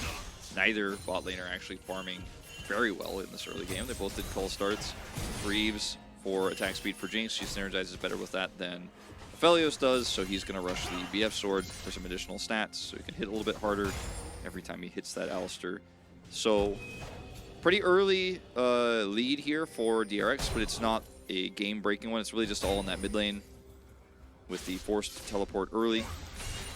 And Setab, he just continues to do this. Just over and over. I mean, Call Me just seems a little bit uncomfortable as well. Like missed. He's got the wave put in a bad spot to where Call Me has to step up and he can't just zone with his Sand Soldiers. The ganking Braum? Standing beside him? Q? Yeah, hit him with the Q. You see that huge damage? He's probably got 2 ranks in it already at level 4. Pretty big.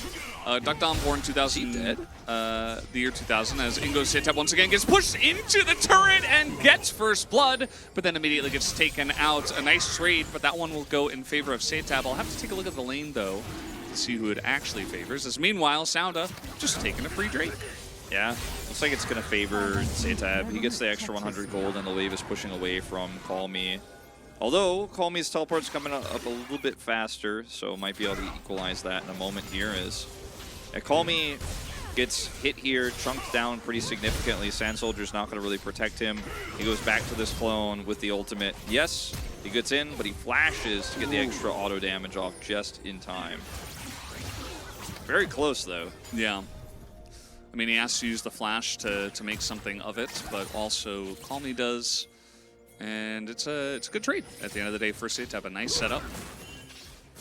Yeah, and he gets the first blood advantage out of that, as he also is playing into that chapter now, the Lost Chapter, better spike, but oh man, he's just getting chunked. Yeah. And he dodges the soldiers. This guy is just killing it after what was a relatively weak game 1. Mm-hmm. That's why you never underestimate the ability of a Challengers player to turn things around. Unfortunately, it does mean that that is one of the reasons why some of these players are in Challengers. Like, Setab is a fantastic player, and at his high highs, we could definitely see him on a similar level as a lot of LCK mids, but can he continue consistently with those high highs all the time? No, not as much as LCK mids at least, and that's why he is down here. He just really knows how to play around these Sand Soldiers. Like, it's honestly kind of amazing to watch how well he's playing out this matchup, because you can get ahead as LeBlanc in this one, but not this ahead. Like, this is a gapping. The Jinx help from bot lane? That was crazy, as HH is trying to engage a little bit too hard on this engage Braum. He's going to get crashed down and pushed back, doesn't even get a chance to flash. So that's a free kill handed over to Setab. Yeah. Vital here also in a little bit of trouble, but does have his ultimate. Sponge also here. Let's see how well he can play this one out. They're not going to commit, even though no one's here. Mihail could have teleported to the turret, and that could have been disastrous for them, I suppose, if they wanted to hard dive it. So they think better of it. He will teleport topside instead. Setab's going to pick up a plate with Demolish that he went on this LeBlanc. That's how confident he was going to dunk on Call Me with. Plus, side lane LeBlanc without a 1-3-1 setup in this draft. Definitely going to get more out of it with Demolish. Can he get punished, though? How good's your ult aim here? He's not even going to commit. If you were going to do it, you had to do it after he dashed the first time, but he might have had ult up. So, and he probably did, based on the fact that they weren't fighting for a while. So now Sounda just going to start the Rift Trail. He says, well, my lanes are not really in a good spot. I'm just going to take all the objectives instead. And that can be nice for trying to get your team back in it. But let's see how it goes. So awkward extra gold he picked up here instead of just getting a component for his second item. See what he ends up building. It's been a while since we've seen LeBlanc. He just grabs Dark Seal, and he's really feeling himself. And I think he should be with how well he's played this early laning phase. The entire game has been about him, frankly. And obviously bottom side here, the Braum hasn't done any favors for Vital just yet, outside of a few Q pokes. He's just kind of been leaving Vital to his own devices, trying to patch the hole that is Calmy's early game here. As does not ult the LeBlanc this time. That was the wise choice. It's very annoying to play into LeBlanc. That can always hop back as the chains just continue to hit over and over and over and over again. Calmy is really taking a beating as we haven't looked too much at the top lane. As Sounda has not really showed a lot of attention up here. You know, he's just been taking the objectives down, but not a lot of Jack Sejuani synergy just yet. Yeah, trying to grab this plate, but he's not going to be able to. Like one or two more ranged minion attacks would have done it, but not yet. Okay, Jinx ult. Okay. I love how much DRX are just committing to making sure Setab continues to stay ahead here. And call me, they know he doesn't have TP. He's in again, just going to be pushed away, but the chain's landing. Setab is getting engaged upon, but Pleta, or rather Sponge from the jungle, trying to come in here and zone away Sounda, and will do exactly that. Quote-unquote blocks the ultimate. We'll give him credit for it. And yeah, nothing really amounts of it. Everybody gets away. Yeah, everybody gets out. Still, though, you know, okay, teleport committed for this one. I don't think they can get him. They did stun him, though. I guess so. It's going to be an awkward moment here for DRX, but they're like, yeah, no, hold on, I TP'd because I'm going to push this wave real fast to get the Drake, and it's worth it. And I guess at the end of the day, you know, it's not going to cost them anything. Not yet. Yep. No Emperor's Divide this time, as he's going very deep. But again, there's not much that Sounda can do. He's just going to drop this in here. As unfortunately, does get a little bit too close to the stun. Sun, rather, as Sounda is going to eat all of those plates, though. Okay, that's the Drake going over. Almost punished in mid. Was Setab, does have to flash. Ult. Gonna miss. And that's the end of that. 30 CS behind, though, is Calmy. And that's the big story for me in this game. The fact that he's trying to be relevant, but he is just so far going to be a nothing for his team. Like, I was going to say he's just going to be a disengage button, but I don't even know if that's really true anymore in this game for now. As, you know, when we get to some of these later team fights, the Aphelios is very vulnerable into Rel, and even Cassante before the Aphelios gets big. And the LeBlanc, who's massively far ahead, is going to be able to put the hurt on stop. And almost at this point, you wonder if, like, Setab had actually just built Ludens, maybe it'd be in an even better spot. Like, because it's like, well, I got a huge lead to get Shiv and Sork Shiz. Yeah. Doesn't really feel that great. He's still continuing to push that lead, but I feel like he could have pushed it even harder if he had just itemized for old style LeBlanc and not this kind of new side lane weird poke LeBlanc thing that we've been living through this year. I mean, as long as he plays well towards it, I think it's fine. But if we see him like trying to do some insane poke stuff on the side in like 5v5 team fights, and then he like doesn't really have a big effect, then yeah, you might as well just go AP. As there is no Drake, but just hanging around in the river here and looking for a 3v3, it looks like. Pleta on top, literally standing on top of a ward, has no idea. He's going to engage onto Sounda, who makes his, okay, not going to be able to dash over the wall. Not sure why he showed himself here. Might have to flash away, as he'll hold on to that for now. We got TP coming in. Gnomeshin maybe trying to bait this fight out as the Magnus Storm. They're just going to leave Sponge to himself, as, you know, the door was held for the Jinx ultimate. Huge, actually, as Duckdom now no summoners is just going to be left to the Wolves. And Nongshim once again playing better as a team. They stick together, and Mihail comes in to dunk with the TP.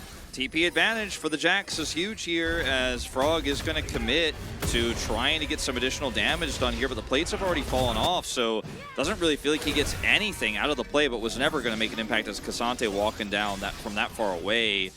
And even Sounda going to steal away this red buff here, give him the thumbs Hit him up. with the faker.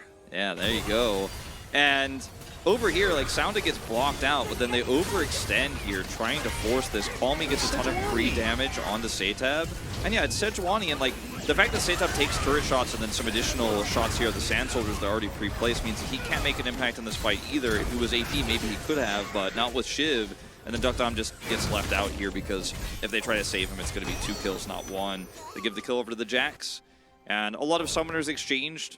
But at the end of the day, massively favoring Nongshim, who are kind of back in this one now. And the Azir, still significantly down on CS. Went Leandries, though, can just play a little bit low econ. Might not matter, ultimately, at the end of the day.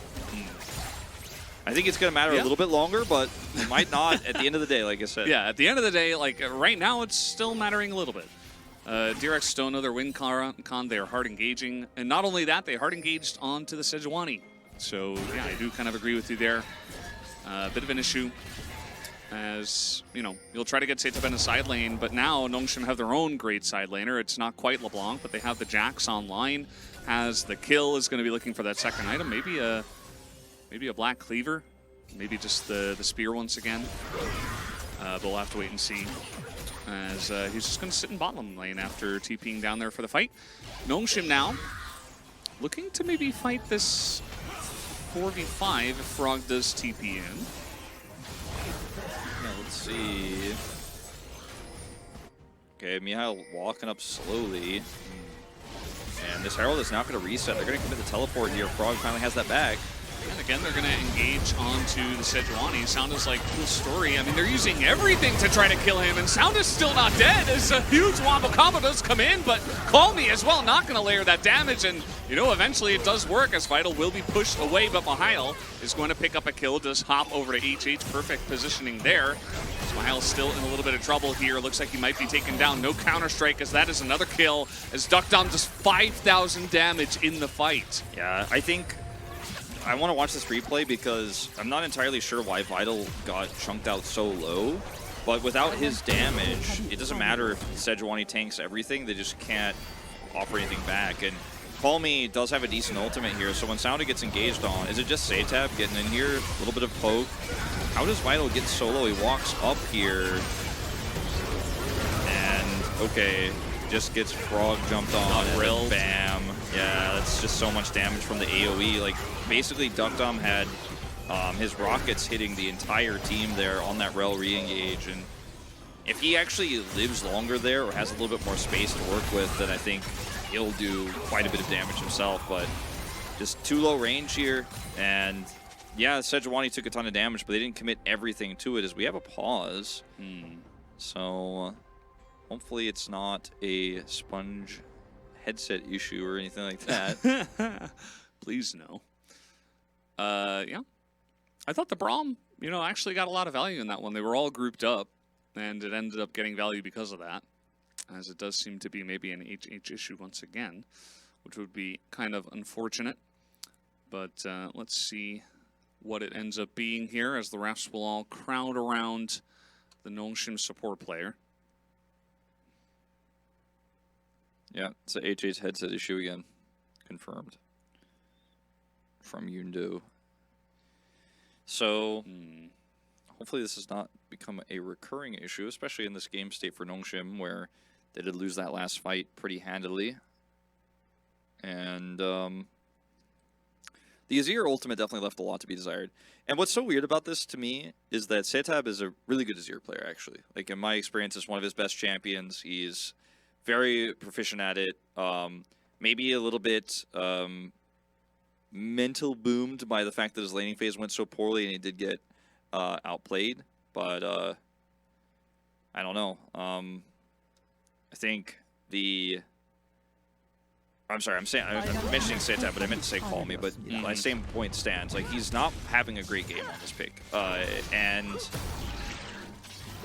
you know, he's low econ because he has no money from the minions he was denied. He doesn't have more than that single kill he picked up. He's 1,500 gold behind. That last ultimate in the team fight wasn't great. And needs to turn it around. But we said the same thing about Setab. I think this performance, though, much worse, unfortunately, for Calmy than Setab's on Tristana. The last game. Yeah, he also can't go Crown because he's playing into LeBlanc, so not able to build that very strong item. And Sounda is going to be left alone. Does have, oh god, no, Sponge is going to jump in and steal it away. He sponged it. Yeah, sponged all over him. Sounda just taking blasts in the back as he does run away. As the timing of that, very unfortunate, as Noxum tried to rush it down and it did not work. Well, trying to turn something around here. Another awkward Emperor's Divide gonna help him disengage, let's say.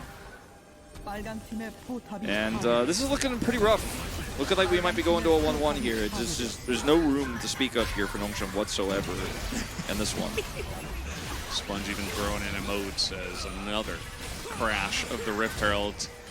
It's going to be thrown in. I mean, this is a 4,000 gold lead here at 19 minutes in.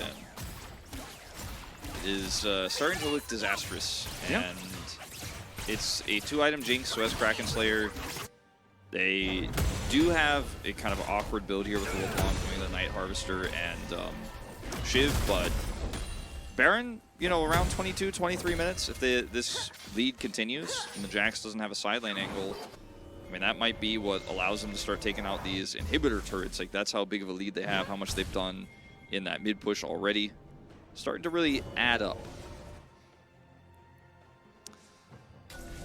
Yeah. Calmy has only played 3 games of Azir this season. He's 2-1. But might be 2-2 after this one. We'll see if something doesn't change. And yeah, getting the zoom in. I think, you know, going for Merc Treads as well, going to really hurt his damage output. Yeah, but you have to. I mean, yeah, it's non-negotiable in this draft, unfortunately.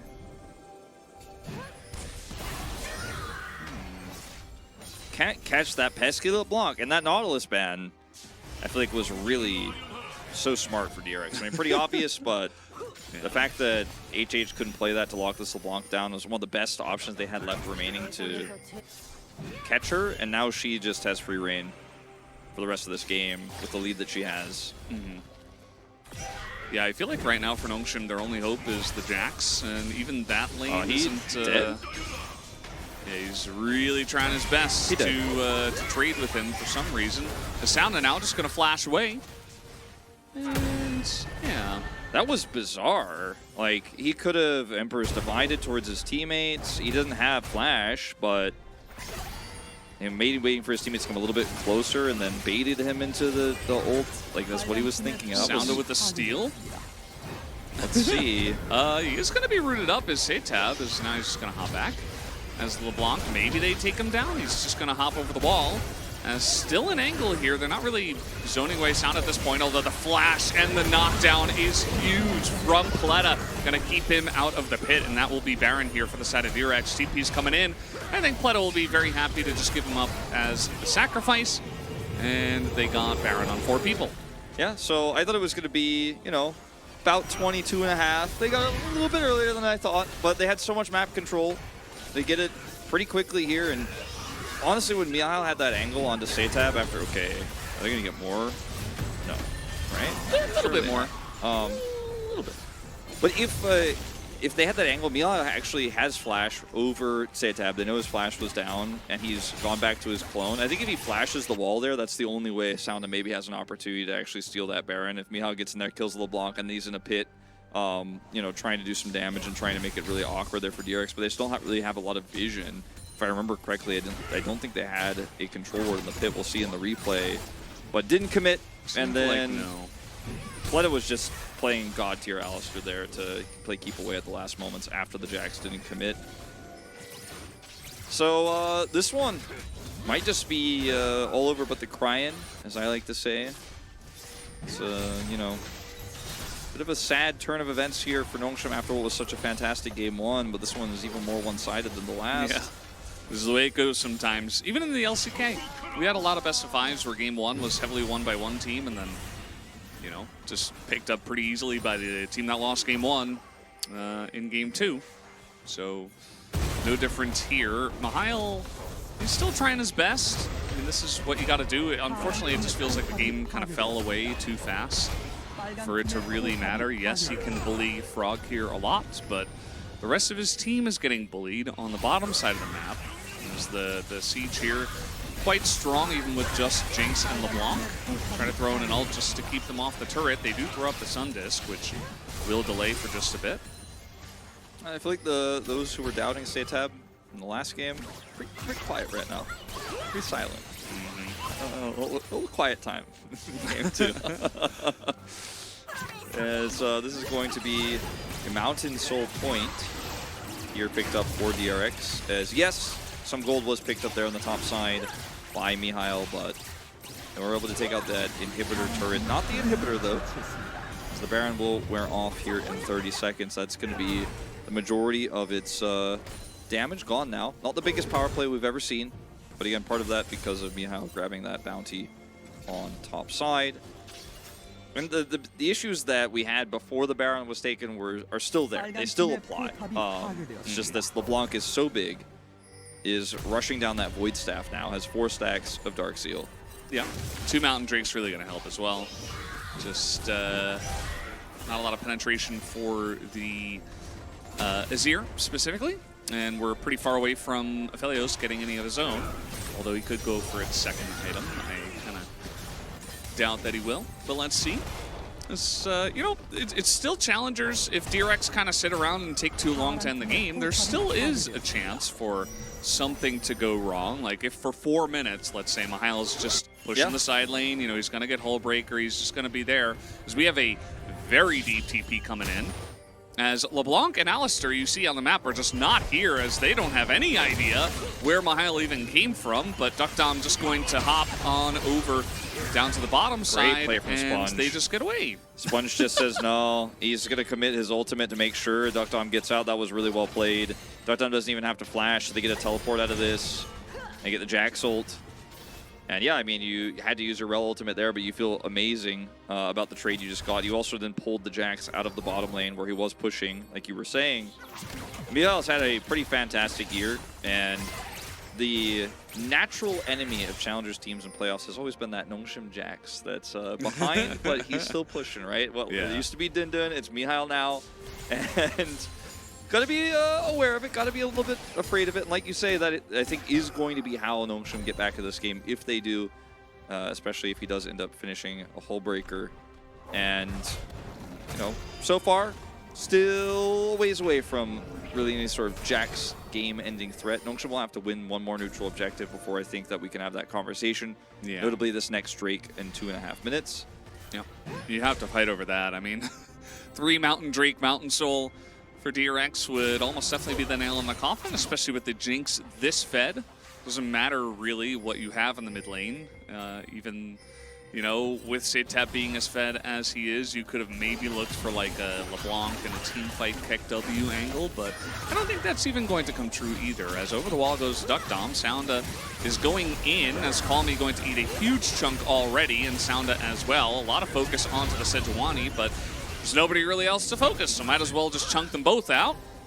And yeah, just going to take them both away. Yeah, I'm happy to say Val, well, not really happy to say, but I'm at this point comfortable saying I don't think we should be focusing on Sejuani in these drafts. Not like in terms of focusing her in team fights, but just how both these teams have played around their Sejuani so far has left me a little bit wanting. Or didn't play around their Sejuani. Exactly. Yeah. The lack of utilization of all of this draft's power.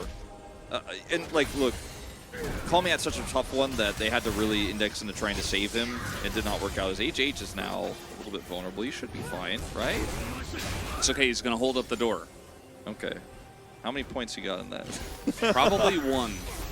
That's what it looked like. Maybe 2? Okay, they're going to engage on the Setab, but where's the follow? Just not here. Mihail thinking about getting over the wall, decides against it. As the TP is coming in, Call Me is going to knock 2 people up and then die. So that's the end of him. That's the end of Sounda.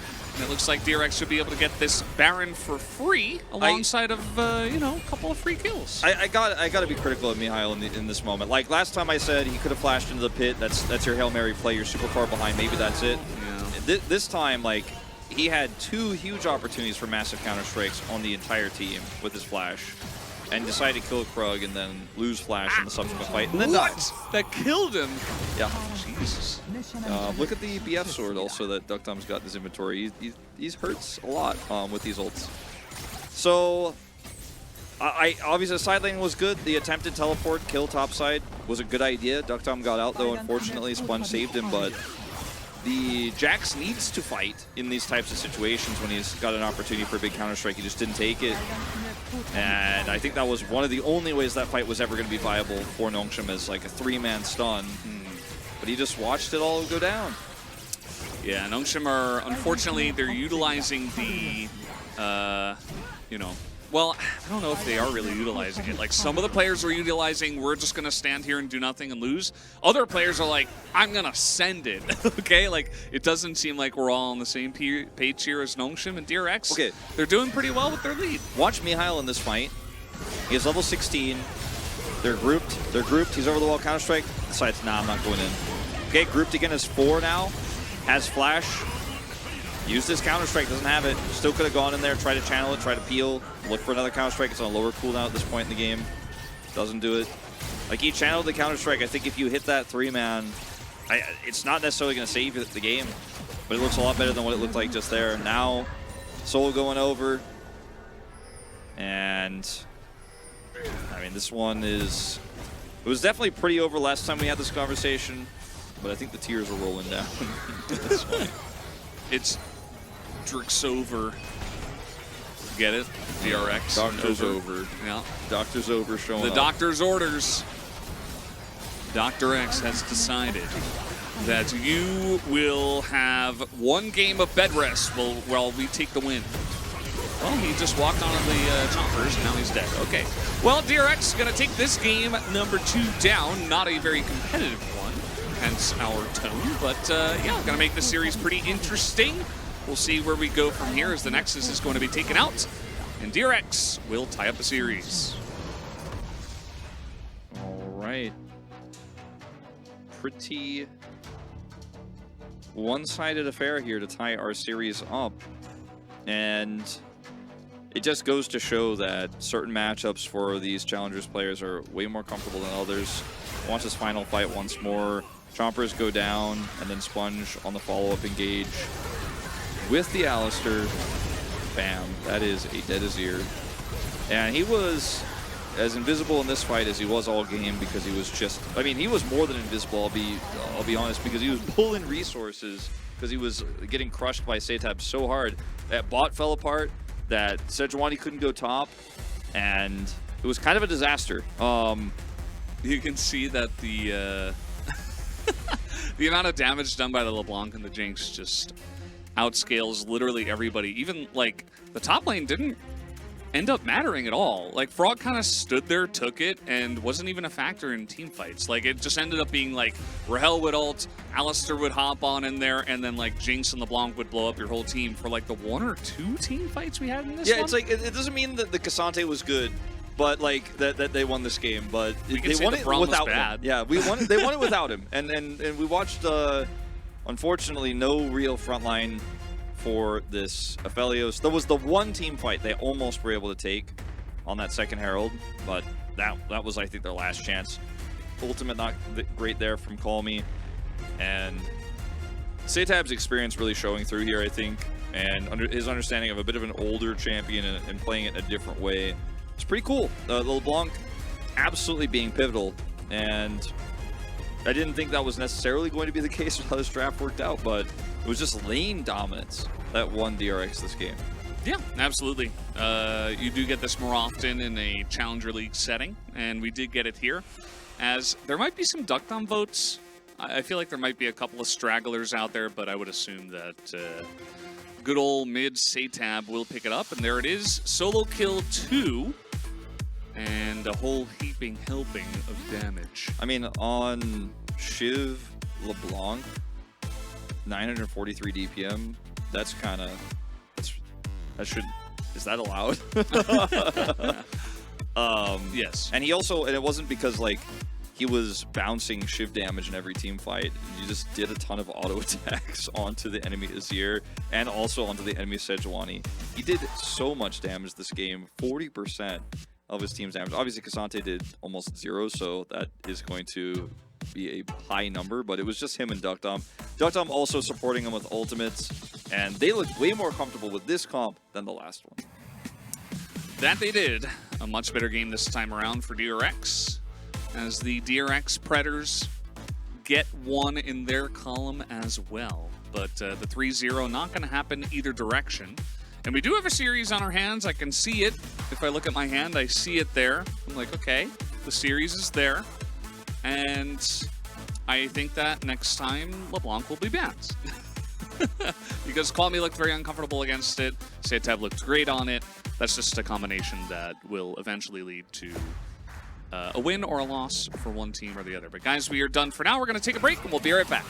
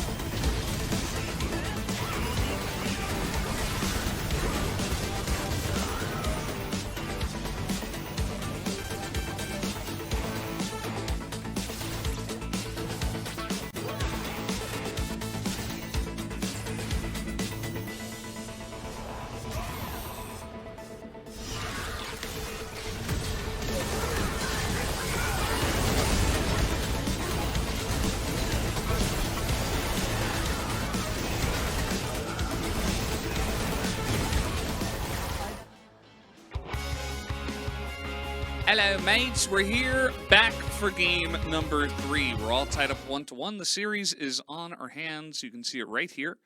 We don't have legs like those other casters. I don't know why they would show that. We're mostly back. It looks like Yeah. Mihail was not back, actually. His chair was empty. So Okay, we'll we are hang back. out for a minute until he gets back. They aren't back, but it's okay. We're here. We're ready to go. Waiting for the players to get onto the Rift for game 3. So I think ban LeBlanc. Maybe don't pick Sejuani. Zach was kind of cool. Is that what we're taking so far from the series? I think the Jace ban was fantastic adaptation, and then the Tristana ban, like, they wasted 2 bans in that. They banned Kai'Sa and Tristana instead of being like, let's trade. They wasted those 2. Maokai wasn't prioritized, but then the LeBlanc came through, and then they could draft exactly how they wanted. We didn't love the draft that much, the first half of things for the side of DRX, but We'll see what they do here. Is Nongshim's going to go back to blue side, unsurprisingly. I think that, you know, maybe leaving Tristana open might be the way to go and have another answer to that.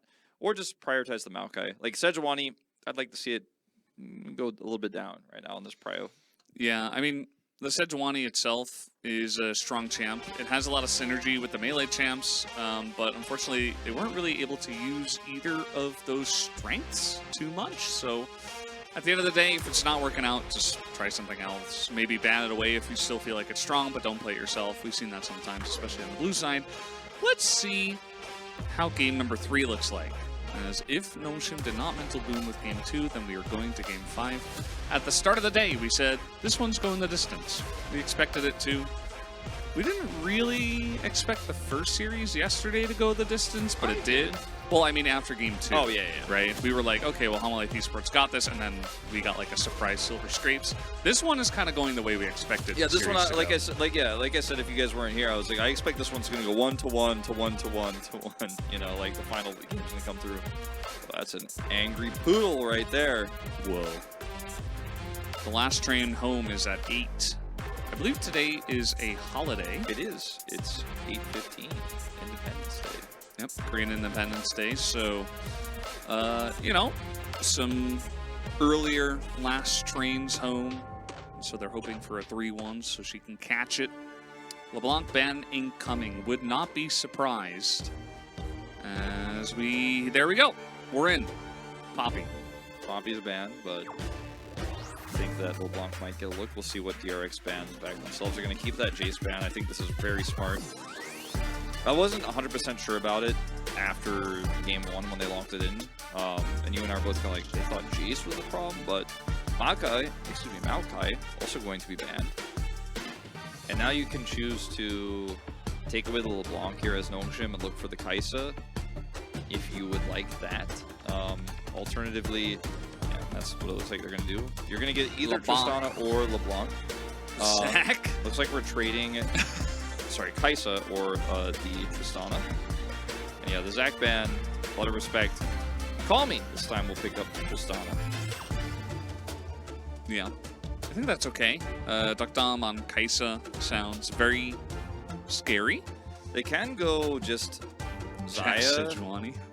Jack Sejuani. I am not... Like, just because it's good doesn't mean that you can use it. You know, like, we'll see how they play. Are they not proficient with that weapon? I would say I've been playing a lot of Baldur's Gate 3, you know. A few more levels might be needed. Yeah. As you have given over the Tristana and Kai'Sa, which I think is fine. They'll probably lock Zaya here on 3. Yeah, it's going to be a Zaya on 3 for Duckdom. That's not it. That's Satab's Zir coming through. What? I mean, I think that's okay. That's okay for Seta, but like now Zaya gets banned away. And Zeri gets banned away as well. Zeri gets banned away, so what do you have to play like Aphelios into this? That's probably what they're going to do. It's Duckdom's Aphelios. You play like Neela? Draven? Jhin? I think this Lilia ban is insanely weak here. I mean, Sound is a good Lilia player, but they are probably not planning on playing that with this draft necessarily. They don't need to either. Obviously, if you rail Magnet Storm into a sleep, you can win the fight, but there's Zaya, and then Zeri's going to go. Let's see what this final ban for DRX is going to be. I'd like to see a ban on some additional safe top lanes, like maybe Renekton, you know, could see a look here. Cassante, yeah. I don't think you want to touch. I don't think Nongshim care about Cassante in this draft. Vi? Okay, that's fair. I'll take that one. Yeah. Vi's nice. You know, you don't want to have to deal with Vi and Rel. Rakan? Well, Duckdom's like, I'm playing Zeri. Cool. Yeah, I don't... The coach comes over and really he's like, it. Duckers, you're playing Zeri. He's like, what about these other picks? What about my Aphelios? He's like, Zeri. You're playing Zeri. You can pick it next time. And then he's like about to lock it. He's like, no, we're gonna pick Alistar first so we can deny the Rel engages. But you're playing Zeri. Ducker Z? Yeah. You gotta put the Z capitalized, guys. Come on. Frankers? Malrits? No, Maokai was banned this game. It seems like a pretty easy Renekton angle for me, but they want to just have the safe That's nice. counter into the Jax. Gonna give you some magic damage. Kai'Sa probably gonna go for the AP build, but doesn't necessarily have to. Final pick here, going to be for the jungle. He's gonna pick Braum. Nautilus is pretty good. Nautilus is pretty solid here. Finally left open, very high win rate. Yeah, expecting a Zeri. I think it's a good pick. Insane amounts of engage. Frontline for your 280 carries. Pleta, Ducktown has already been informed he's playing Zeri. You're going to have to lock it in. Maybe they'll pick something else because of Nautilus? I don't know what else you would pick, though. I mean, it's just a nothing Zeri, is safer. right? Like, yeah. Otherwise, okay, Sivir. Yeah, okay. Sivir, pretty decent here. Yeah, I mean, you got Jax. So, triple threat, essentially. You don't have to go, like, super hyper carry, and Sivir can survive a bit better. Here's okay. my problem with the Sivir is that, like, if you compare Aphelios, who has his red gun, which is gonna sever him, he can actually heal through a lot of damage and kind of sustain his way through team fights if they're trying to collapse on him, and he's got a little bit disengaged with the Alistar. Sivir has spell shield, but if she gets got, she gets got. You know what I mean? Then she's not going to be able to fight her way out of it in most situations. It's really awkward to build her into a bruiser type 80 carry in this situation versus this much burst and hard engage. So a little bit worried about that. And what you get from the Zeri, obviously, is that it's almost impossible to get on top of her because she just sits super far back and finishes the fight when that Azir sitting on the Nashor's Tooth starts hitting at people, and then Jax gets in there. You've got a great front line for the Zeri to come in last. So we're just kind of feel like an awkward middle ground here, but what she's fantastic at, I think, is 1-3-1, where she's in the 3. The Jax is hard pushing topside, or even just 4-1. She's really good there too. So that is, I think, why they ultimately decided to put Ducktown on this pick. Let's see if it ends up hurting team fights, or if he's just going to position really well and it won't matter. You know, that's another thing. She's fairly low range, but she can kind of clean up team fights once the Kai'Sa goes in. If she dies, or if the Tristana gets blown up or pushed away by an Azir, Sivir can do big damage. To follow up on that, I do have to say that Koreans do drive on the right side of the road. I shouldn't say Korean, I just mean people in Korea that are driving, including myself and you. Yeah. We drive on the right side of the road. Mostly. Yeah, really would have liked the Zeri, but instead we got Sivir. And it's challengers. Here we go. Hopping on the rift for game number 3.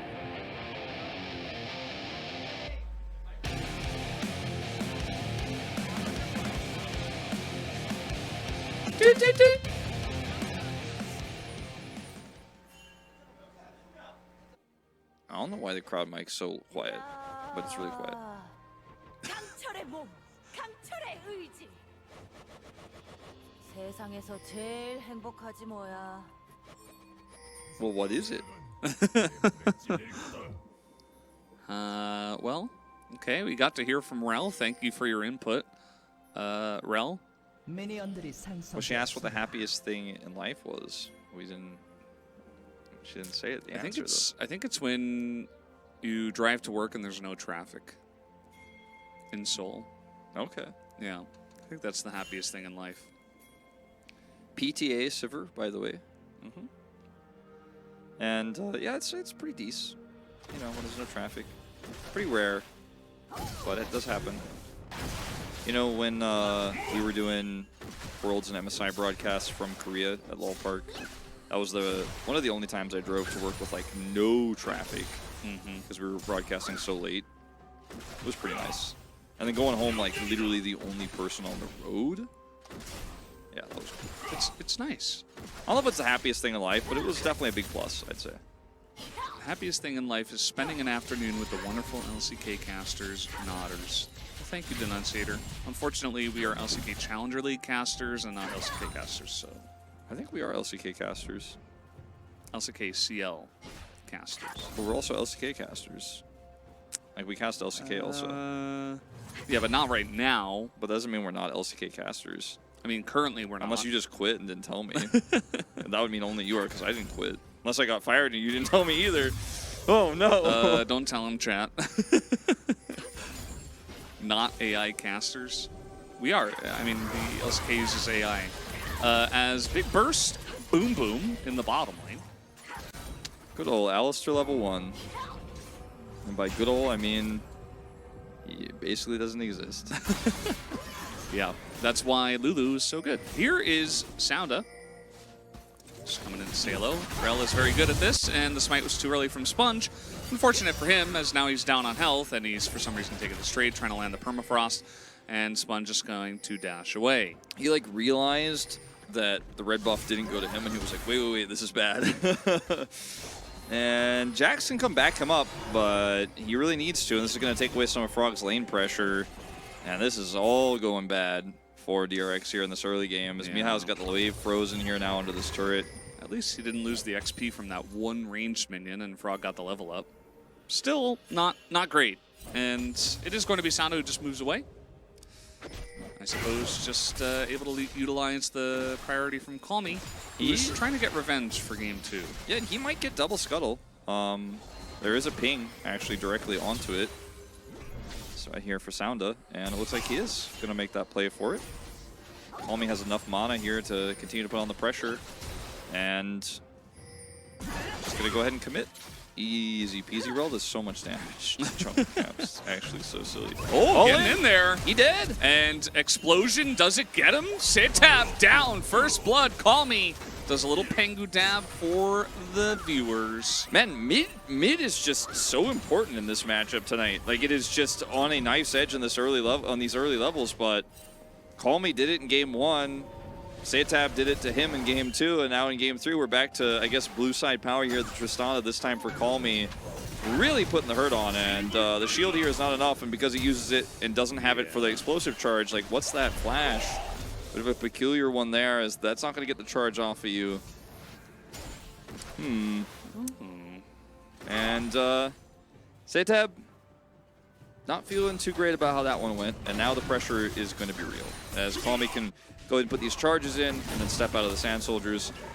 Mihail also getting some really nice trades up here. I don't know if he went Scorch or not, but it's just the AP Gragas into Jack's way, as he has taken some big chunks out of that Jax early on, who doesn't really stand up to this Gragas. Frogs just goes straight into the final part of that Q as well. That's fully charged to try to look for the trade, and eats a huge chunk of damage.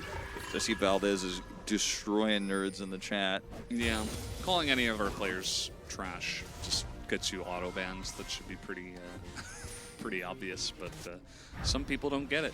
Some people don't know. Getting in there again is Call Me. This, oh, he nearly kills him as he hits level 6 going into that trade.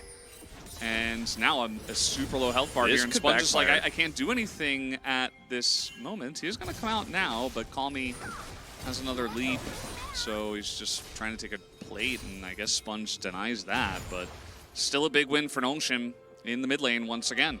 Yeah, I thought they were going to commit to trying to kill him with this Rel, and I was very concerned about what could have happened there with Sitab hitting 6, but they don't commit. They're just going to look to start up the Drake here with this additional prio. They have bottom side, and so we're not able to clear this one out just yet.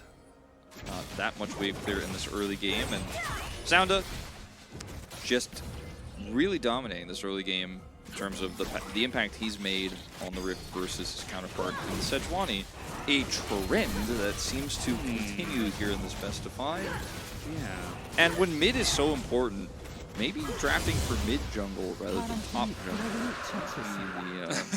That might be the read from me, Valdez. Yeah. Is Call Me going to pick up some plate? Top money? didn't really matter in game 2. Game 1, nope. Not really. No. There was like some of the trading with the Rumble and stuff like that, but it didn't really end up mattering as much as the other lanes, even so. As a flash comes in, we do have Vital in a little bit of trouble. Does have to cleanse the stun coming out, as HH's doing a good job of zoning away Duck Dom, as well as now maybe this trade going against the flow of play, as DRX is going to have to run away from this one. And they use the flash to get in there to heal as well. Down on Duck Dom, and here comes Sounda. Here he comes, and this could be disaster. No way out of this one. No ults. The Q going to be used as well by Duck Dom, just trying to survive under the turret. It's not going to happen. Very nicely tower aggro juggle, as Vital is going to flash out of there just to be safe. Sounda nearly dies, as everybody's getting extremely low, but it's still 2 kills. and they just have to use a bunch of flashes to get it done. Yeah, it feels like the juggles were perfect, and then you said that, and then like the last part of it, a little bit messy there. But at the end of the day, ultimately, a lot of summoners used here. Pleta is going to be the second to fall as they take away the damage of that Sivir first. Vital takes one more shot here with his shield, is able to avoid death. Sounda, as the aggro gets pulled away, gets almost killed as well, but will survive.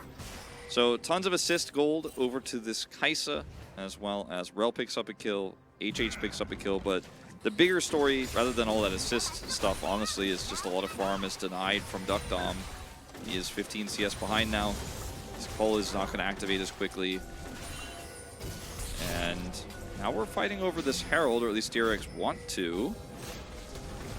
Yeah, Sponge really wants to get something for this early game. His lanes are just kind of falling by the wayside, especially the mid lane, so he was set very far behind, just trying to help out, and now, you know, he's just trying to get something on the map. Wasn't able to help out in the dive and bottom side, not able to get here to the Rift Herald early on enough, and now Nongshim are just bullying him out of this top river. So nothing really going right here for the side of DRX. Duckdom down a level here. Ow. And I think he actually successfully spell shields the Void Seeker, but that's all he's going to get out of that. And yeah, he's losing out. They're losing out on this Herald. Jax isn't pushing or threatening any plates. Yeah. Harold goes down, which is what his name was supposed to be. I don't know where Shelly came from. Yeah, no. It's literally Harold. Harold, it's the perfect name. I don't know why we decided to name her Harold. Shelly. Yeah, well, Harold goes down, and Duckdom's going to spell shield that again. He's just, you know, chugging his potion. He's okay. Yeah, we didn't discuss the sustain of Sivir versus Kai'Sa in the lane. A clear advantage he has here. Finally, we will see a Sejuani make a play for the Jax top side. There's a ward in that bush, so I don't know if it's going to work. He's going to try it. Oh, the buffer is so clean. That's like one of the cleanest ones I've ever seen. Yeah, it was so clean, it looked funky. Like the game was like, whoa, how did you hit that frame? As it like sends the Tristana back out of midair. That was so weird, but it works. As now trying to bully the AP Gragas, not very tanky, and he will eventually go down. Maybe gets a trade onto Frog here, but looks like he will be able to tank it up. Yeah, not going to ramp that hard, but whew, that was a pretty heavy commitment there, top side. Thankfully, it did work out for DRX because he was staying there for a while, and if they messed up the execution on that, and Mihail gets away, just what you're losing bottom side here is just going to make sure that it's absolutely not worth this. Vital gets the 175 from that as well. Everyone else too far away, so picks up solo plate gold down here.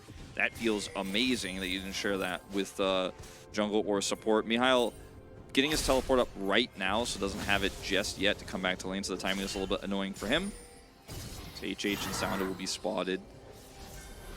And, you know, still at the end of the day, pretty decent lead here for Nongshim, but at least Jax has some money. The kill going over to Sponge really hurts, but, you know, still significant that the Jax is going to maybe be relevant at some point in this game. 2 plates picked up. And where we go from here as DRX is really just going to be, like, how well can you set for this Drake? You know, Say-Type getting his ult back up. On the Hunt is ready for Duckdom. Finally can actually maybe make a team fight impact here. Sponge might not have his ult in time if they really rush it, but he probably should have it. I remember some of the haters after game 1, they're like, neither of these teams should play Tristana. Well, this is what happens when, okay, well, it's probably just another headset issue to HH, but we'll let you guys know.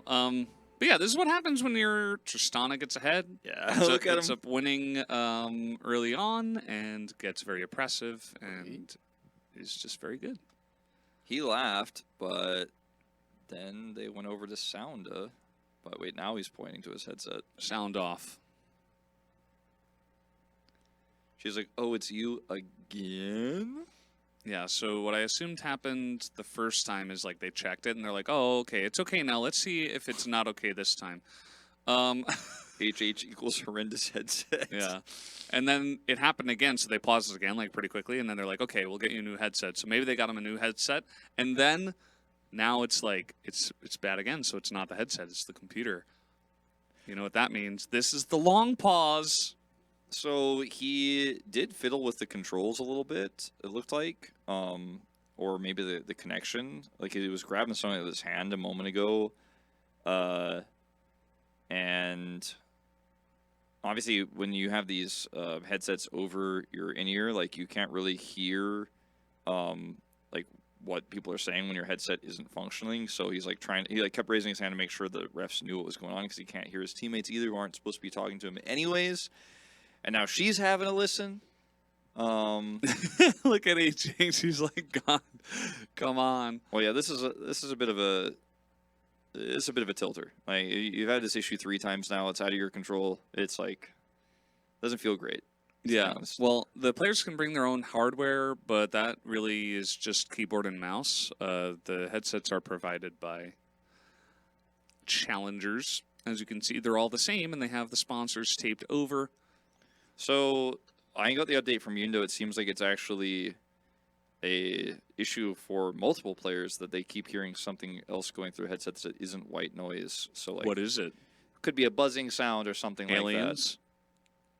Probably just a bad connection, I'm gonna guess. Yeah, but it could be aliens. It could also could be aliens. It's true. You know, what if it's I'm not gonna rule paranormal it out. activity? I'm not gonna rule it out. It's happening to multiple. Like maybe they're just on the same wavelength as a new alien. Yeah, it could be ghosts as well. Never mind, it's only HH. Okay, never mind. It's just HH. But maybe he's got aliens after him. Maybe the aliens just yeah.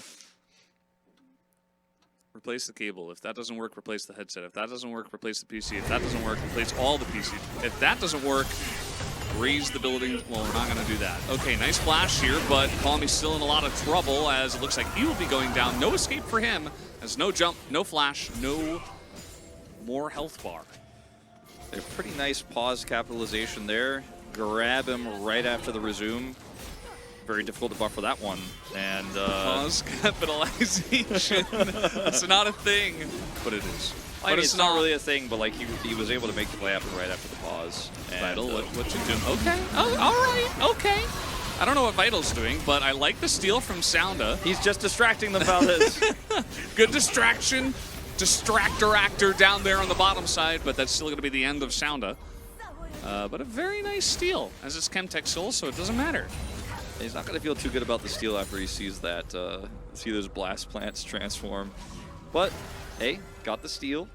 And you know, Wolf, every time I play solo queue, I get Chemtech Soul. Every time?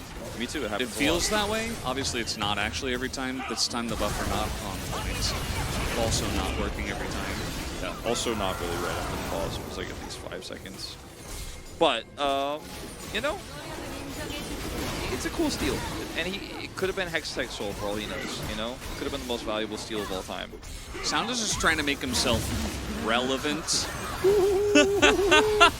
And also because he's Rel, he almost gets out of the pick. Really nice interrupt there by Sponge. If he gets over the wall there, then he also doesn't die. The steal feels amazing. But alas, he did not. Yeah, it was a pretty vital maneuver that they went for that one. As Call Me, I think he could probably just step up, press an E on the turret, and take it down. He's just going to wait for the wave. See if he deletes Nobody's here. Yeah, he's going to get all 5 plates in mid, as we do have an ult coming in. Nice cleanse from Vital. Does have to cleanse and flash, so pretty worth either way for Sponge. And still, first turret blood. All the plates going to Call Me in the mid lane, so Noxon pretty far ahead, as now we do have Frog in a bit of a rough spot here. Magnus Storm coming in as Mihail decides to go over the wall finally and misses his body slam. Pretty unfortunate. Will land this stun as the cask will be dodged, and Frog just kind of laughs at him. It's Mihail, unfortunate play that time around, and Frog will get away. Yeah, it happens. Just expecting Frog to kind of wander back, and he just predicts the cast, walks forward. I don't want to say it's RNG the way that played out. Just kind of got outplayed. Wasn't patient enough there. Could have waited another second and then kind of had the guaranteed cast there onto Frog, but just thought he had the window, thought he had the better setup, and then does avoid it. But still going to be a lot of damage done to this turret. Frog didn't have flash, just came back up. And the game state here still feels pretty good for Nongshim. The Chemtech Soul itself, not going to be all too important, but the gold lead they have, it's pretty substantial at this moment. How do we make Chemtech Soul relevant? What would you do, Wolf? maybe make it so, I mean, this is kind of a, like, way out of the box suggestion, but maybe make it so that if you have the Chemtech Soul, if anyone on your team dies, they temporarily revive and do a ton of damage before they die a second time. Oh, well, I've never thought of that. I think that's a very unique idea. Maybe we should ask Riot to But I think consider it would only work if the rift gets really dark in certain sections of the map as well during the Chemtech rift. And I think perhaps that, making people invisible? yeah, everyone gets access to Poison DOT. I don't know about that, Clockwork. I don't know if everybody should be Teemo. I haven't heard someone say dot like DOT in years. Like, probably at least 2 or 3 years. Like, rating someone on with WoW on, like, Discord, and they said that long time ago. Anyway, we do have a Rift Herald on the top side, as now Mihail doesn't have a cask and he doesn't have a flash. He will go down. Unfortunate, as DRX maybe have identified the current weak spot on the enemy team, and they're going to get Frog ahead. Looks like it. This Herald struggling to kill that final minion and may actually be denied here, this final charge. Oh. All right, then. So, it just didn't want to let that turret have full health. But, yeah, that was a bit wonky, and I think lack of respect here from Nongshim, the possibility of... I mean, Gragas generally can be fine against anything, but with Herald dive there, you're not fine. Like, you don't have a turret. If you have a turret, you're fine against anything. If your turret was full health, you're fine there. But where's Sounda? Not helping out at all. Mihail doesn't leave or abandon the turret. He definitely could have and would have lost some minions, but a bit of a weird one there as DRX just kind of go, well, let's toss this up here and see what we get. They got more than I think they even bargained for. So a lot of value. Wow, they went down to the bargain bin, the bargain barn. They went up to the bargain barn, top side. Up to the bargain barn, and they got a great bargain. Owl's Toy Barn. On barns that you bought at the bargain barn. Sounda, a bit of a flank denial, let's say, on him. All right, well. Magnet Storm, unfortunate. Sounda trying to get out of range of Setab, who is not going to commit to his own flash. Only showing his face, and that's going to be the end of that. The Jax push is real. It's factual, it's accurate. HH now. Ooh, yeah, he's going to have to flash as well. DRX just finding like a bunch of members of Nongshim that are like, we're very far ahead, we can go anywhere we want. And DRX are like, no, you can't. No, you can't do that. What? All right, call me on the flank here. They know where he is. See if they commit to him. This is kind of awkward for DRX. Especially with that missing. Yeah. Now DRX, they say, well, it's just a Chemtech trait. Will we fight over it? Yes, they will, but gotta be a bit careful how they do engage onto this one. Almi flanking on Tristana. I mean, he's just zoned out. Like, he wanted to come from bot lane, but he can't get in. Yeah, and now he's just going to get dove on, pushes Setab away, gets the crown off as well, I guess.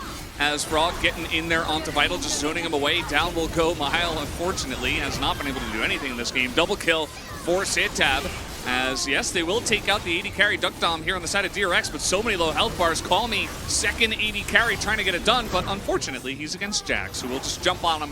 And that'll be the end of that. Even Mega Cone not going to get Sound out, or maybe it does. They're just going to take down the Chemtech Drake and take their win in the team fight as well.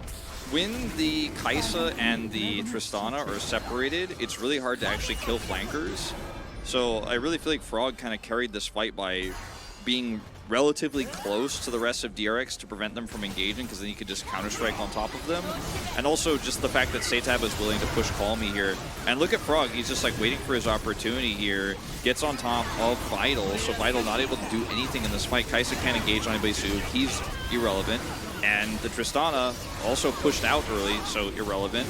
So you have, instead of a 280 carry team fight here, a 080 carry fight. And for what? For Chemtech Soul Point? DRX just really trying to hard force this one, and very haphazardly. I think if you do dive onto the Jax, it's very difficult to execute without Tristana, but it was the best option they had in that fight, is just push him away and kill him. But they just couldn't decide fast enough, and then ultimately it was Setab who said, nah, I'm pushing this Tristana out. Nah. We're fighting, because we have Frog in a really nice position, and it's hard to say who, if No, DRX win this game because the lead is, I feel like, just not even there anymore for Notion. Yeah, they have a gold lead, but I mean, DRX are starting to win these fights really decisively. They're making better map calls. And yeah, they've lost a lot of turrets, and gold is in favor of Nongshim, but I don't believe that Nongshim could do it if they continue to play like this, if that makes sense. And if DRX win this, it might just be a Frog POG angle for me. He's put so much pressure on this game. His positioning has been fantastic for these fights. He's sitting on his BF sword. What about here. Spongius? Yeah, Sponge is decent. Pretty decent. He did make that really cool play topside finally to get the Jack's head. Before that though, He was scaling. before that he was. But then once DRX started winning, it was kind of off the back of him. And Frog, I guess. True. Colby's having, you know, a rough time. He's trying to carry this one by himself. As Duckdom, oh my god. He just disappears. Where did he go? Like, what? Okay, that's going to be the end of him, as now Pleta also going to get caught out here. Unfortunate, as this is right in front of the Baron, which means that Ocean probably just going to get this for free. Yeah, Frog's going to try to trade mid-turret for it. Looks like he will be successful. C-Type even going to teleport for the contest. This is weird. This is very weird. Nongshim.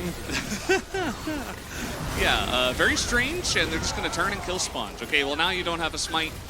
Sentab maybe wants to make some play with his Emperor's Divide. He does have Frog here as well, maybe to soak up some damage, but 2v5, not looking very good, especially when you're taking some poke, and Calmy's actually hunting them down, as Sentab is going to dodge that W, but might not be very long for this world if Calmy has anything to say about it. And yeah, looks like Frog should get away, but Setep eventually should go down as the explosion. Nope, just the W. Vital just going to secure that kill, and that'll be Nongshim boosting out into the lead. Don't use your Emperor's Divide there when you're 100% dead. Don't do it. Bit bizarre. Maybe his crown was claimed back up. Maybe he could have lived that. I don't think so, though.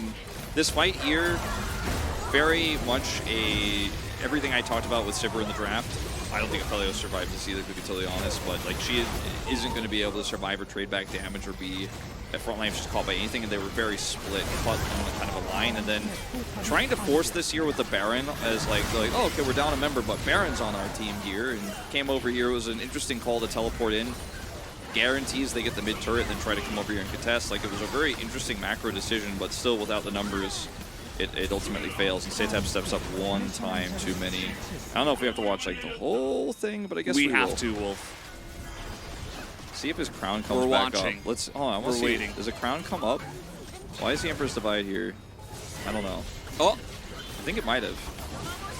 yeah, you know, D12, with enough people saying it, I just took a little Google, and I'm like, okay. And now I get to ban like an extra 5 people per day. As Pleta trying to make something happen, but finally Mihail getting some work done with his cast, man. He had a really rough early mid-game. Now he is riding the bus and doing a great job with it as well, throwing in some good casts to help out his team. And yeah, that's the end of Pleta. So this game might be over as well. I mean, Nongshim took a little struggle streak there in mid-game, and then it was all it took was over. one kill on Duckdom, and then DRX just hard committed to losing further in these fights. It's kind of reminiscent of game 1, you know? Somebody gets picked, let's force harder. Yeah. And now the lead is back massively in Nongshim. Like before it was like, oh, they're 2,000 up, but I don't know, I don't believe. I'm believing now. He's a believer. Pretty hard to lose from here. And then you saw her face. Yeah. And now you're a believer. That's right. No doubt in my mind. And 5,000 gold. Isn't it like not a trace of doubt in my mind? I don't know. Anyway, they're just gonna boom them now as everybody's trying to get in there to stop the Chemtech Drake. No vision, just gonna get absolutely slaughtered in their own jungle. And Nongshim might have had enough. I mean, this is only 24 minutes in, but this game has really gotten out of hand. It certainly has. I think Nongshim are happy to end the game now. 10 seconds left on Baron to push some of these super minions through, or Baron-powered, empowered minions. Baron power. Baron power. Baron power. Buy it at the barn. The bargain barn. Frog? Frog 1v5 angle? Aw, nice try. Good effort, buddy, but that's going to be the end of that. So Nexus goes down 24.5 minutes. Nongshim looking very much in control of this game. A couple of decent moments for DRX in the mid-game, but after that, it was all Nongshim all the time. It's just a mid BO5. I mean, I'm not talking about the gameplay was mid. I just mean like this. No, yeah, every single game has been decided by the mid matchup. Yeah. We did vote for jungle in game 1, but after that, it was all mid all the time. Yeah, the jungle really helped the mid who was ahead. Yeah. And like, yeah. Well, it's both of these matchups, like the LeBlanc matchup into Azir and the Tristana Azir matchup, can both get very one-sided once someone gets an early kill.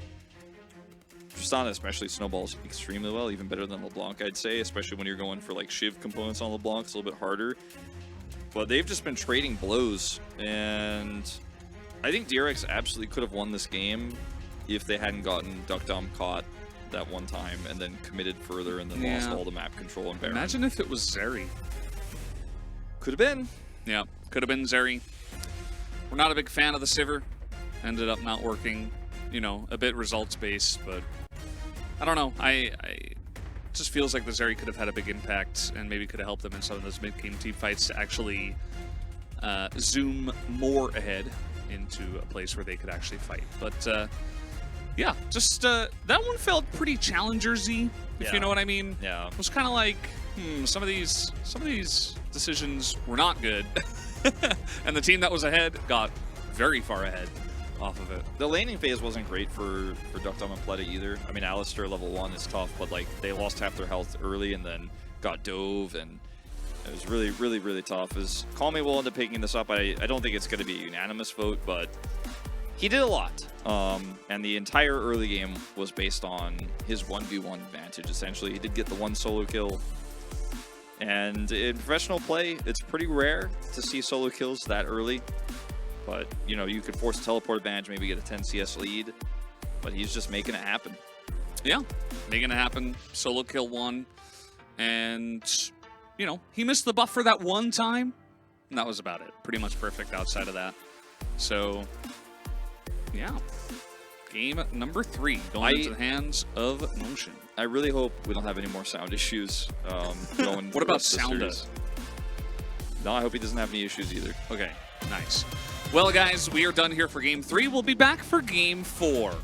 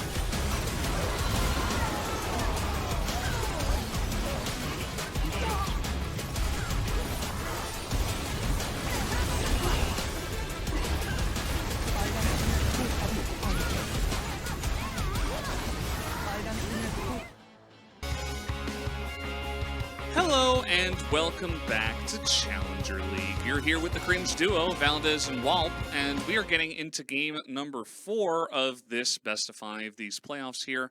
Round 2 between Nongshim and DRX. Nongshim did just take the lead. It is 2-1, and they are on match point. That they are. So, likely, DRX chooses blue side.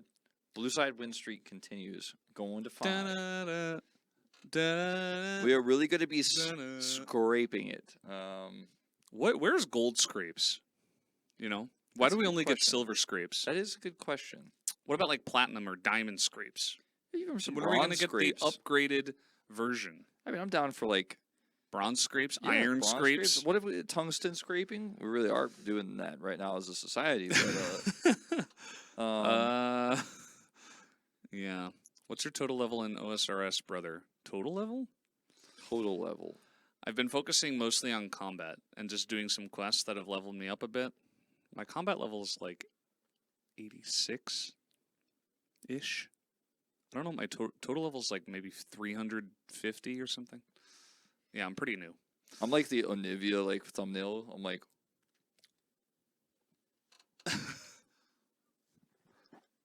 Isn't Diamond Scrapes just a 3-0? Yeah, but we don't have a song for it. Diamond Scrapes for BO7? I like that, yeah. DRX selected, you guessed it, the blue side. ooh, I didn't see that one coming. I did see that one coming. I meant to say Onivia. Narrator, you saw that coming. Picture-in-picture thing that he does, by the way, not thumbnail, like on the highlights, so that it's not just a re-upload, Yeah. but he's added his own content to it, which is just him doing the same like 30-second reactions over and over and over. What up, again. Wolf and Valdez? I guess. Wow. I guess. Wow. I guess.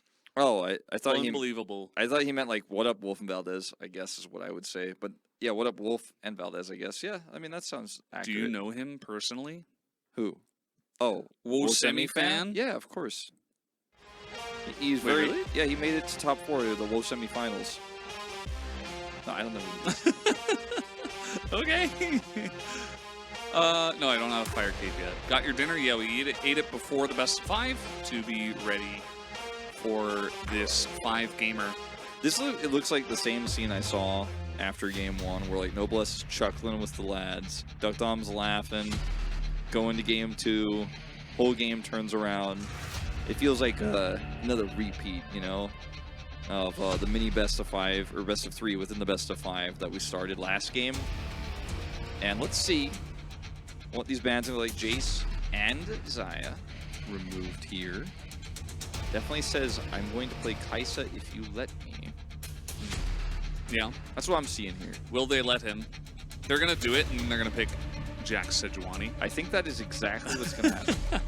They're going to ban, like, I don't know, Rumble. Renekton? Rumble, yeah. Cassante randomly. They're thinking about banning Kaisa. They banned Poppy. Okay, I think this is wise. Yeah. This is wise. Poppy was not banned. Okay, so now they pick Kaisa, and then Jack Sejuani. Yeah. And the question is, And what then comes next? Maokai. Azir? Maokai is available.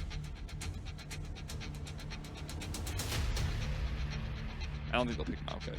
Remember game 2? I do remember, yeah. Unfortunately. All right, so Jax, Sejuani. Wait, And who then- could have seen this coming? It's going to be Azir plus Rel.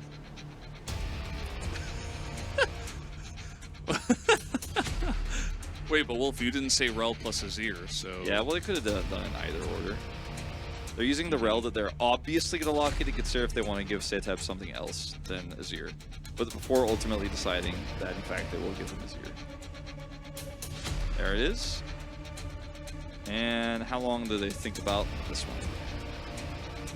In terms of other mid picks, Nico decently strong for this comp if they wanted to play it. I think that's a strong alternative. Otherwise, we're kind of hitting the bottom here in terms of what's great with Rel, Kaisa. Okay. Cassante. That's a rare one with Kaisa. Yeah, it's a very interesting pick. I mean, you're up against Jack Sejuani. Just going to go for that, try to avoid CC and try to survive. but you give up the Azir rather. The Zeri gets picked here by Nongshim, so they get that for Vital before it could get banned away. We don't know if the Rel is going to be bot or jungle. It's probably going to be jungle, but we don't know yet. So it's kind of hard to target the jungle pool here. So DRX could end up with something like Annie Viego or something like that to round this draft out. Really just hard to say. Or just Rel. Okay, I think they'll have 2 more picks in their draft. True. I think they're not going to play They do. 3v5, but... Yeah, You're like, just Rel. I'm like, well, they'll also have Kai'Sa. No, just only Rel. Yeah, 1v9. Remember when League was blue versus purple? No, the chat wasn't born yet. Rakan here does get banned as final ban. Let's see. I'd love to just see an Annie or Viego ban. I think it's the safest thing you could do. There's too much flex here for DRX for you to really know you have a strong ban here, but Annie or Viego is where I'd be at. Because you know you're not picking those in this comp. Azir. Okay, fair enough. Mid has been the dominant force in every single game we've seen in this series so far, and yet the priority of it has been very low in this 4th game draft. Is Calmy going to play Yone? Probably wouldn't have banned Azir in that case. Nah, I don't think he's going to play it. Jace is banned. I mean, he has played 3 games of it. Nico's banned. But probably not going to play it. He could play Annie to deny it. I don't think this is a good RE setup. Zeri mid, anyone? Not in current year. Alistair's good. Just waiting for counter pick. Yeah. Alistair very good into Rel. I wonder if there's any pick they could play that feels like it could bully the Alistair. Like, you don't really want to play Lulu, Kai'Sa. I don't really think there's any range support they can actually use. Maokai would be okay. Okay, Ahri and Viego. That's why I think the Viego ban would have felt really nice here for Nongshim. DRX should pick Xerath or something? I don't know about that. Maybe if they had like Xayah Azir, but they don't. Are we bugged? Like, okay. No, we're just late lock inners. Vi's still available. Oh, Vi was still up. Okay, Ahri Vi. go. I didn't realize the Vi was still up. All right. Well, Nongshim are definitely not going to play Xerath. No. Might have enjoyed a Azir. Lissandra. Ooh. See if Calmy can pull this one off. And mid being so pivotal, Nongshim did save that final pick for counter. And I mean, there's a lot of follow-up for this Sejuani now in this draft. It sets up a really nice ultimate. Jax follow-up, Lissandra follow-up, Alistair, kind of. And we're going to game 5. I don't know. I think this is pilotable. You could say like maybe you're lacking in a little bit of damage with Lissandra, but you've got Zeri and Jax. Yeah, I also think DRX are lacking a lot of sustained damage in this draft, especially if Ahri just goes for the standard utility build with the Everfrost. Wolf and Atlas, are you ready for the moans? You'd have to ask Atlas. I mean, he's not in the chat. I think he's on the beach. But Wolf, are you ready? Sure. It is the Lissandra. I do think that Duckdom should build AD, actually, this game. I actually don't think you should build AD. I don't think you need that. I think you need additional damage. I think you should go Kraken Slayer. Maybe a wild take. And yes, poke into this Lissandra might win you a few small neutral fights, but you're going to get engaged on if you want to play that game long term. You got to be the ones going in. I think Kai'Sa needs to do more damage to make up for the fact that this Ahri probably not going to be going Leandries into this composition.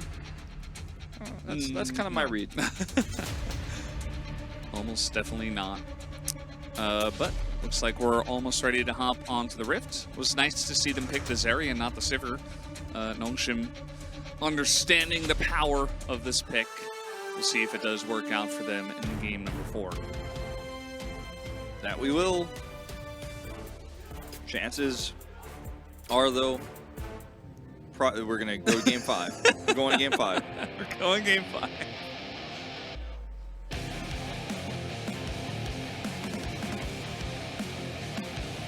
Do-do-do.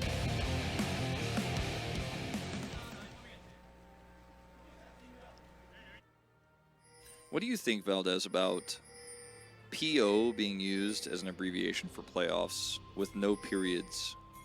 I really don't like it because everything is in all caps and it looks like it says PO round 2.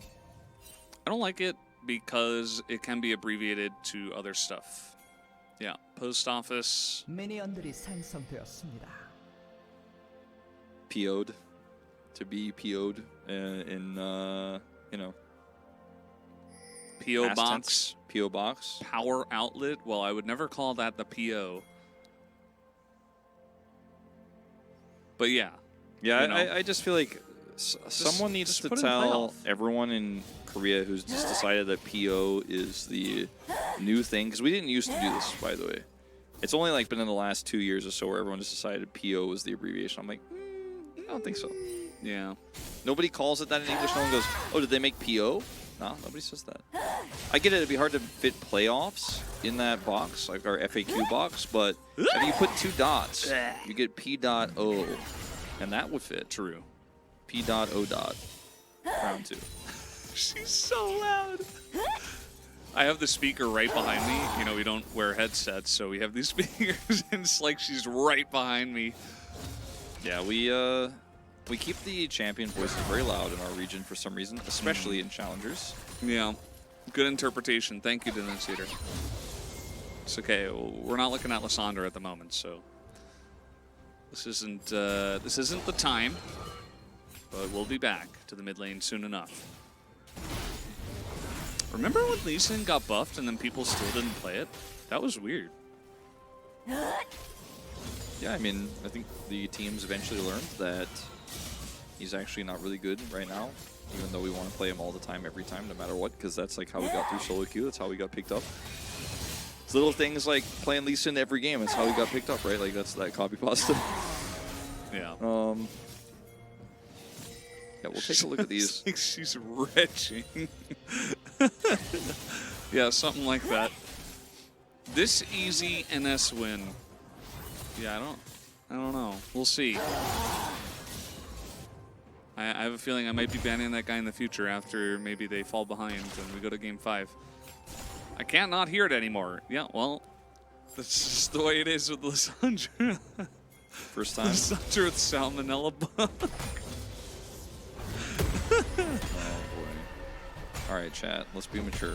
Okay. No, it's impossible. Let's be mature. All right. He's there. VR Salmonella. He's here in Twitch chat. We got his bug. Bit of a loud Sejuani moment there as well. Skull Crab's going to get traded. Early game going to go off without a hit shear. It's really post 6 that these mid laners are going to have power.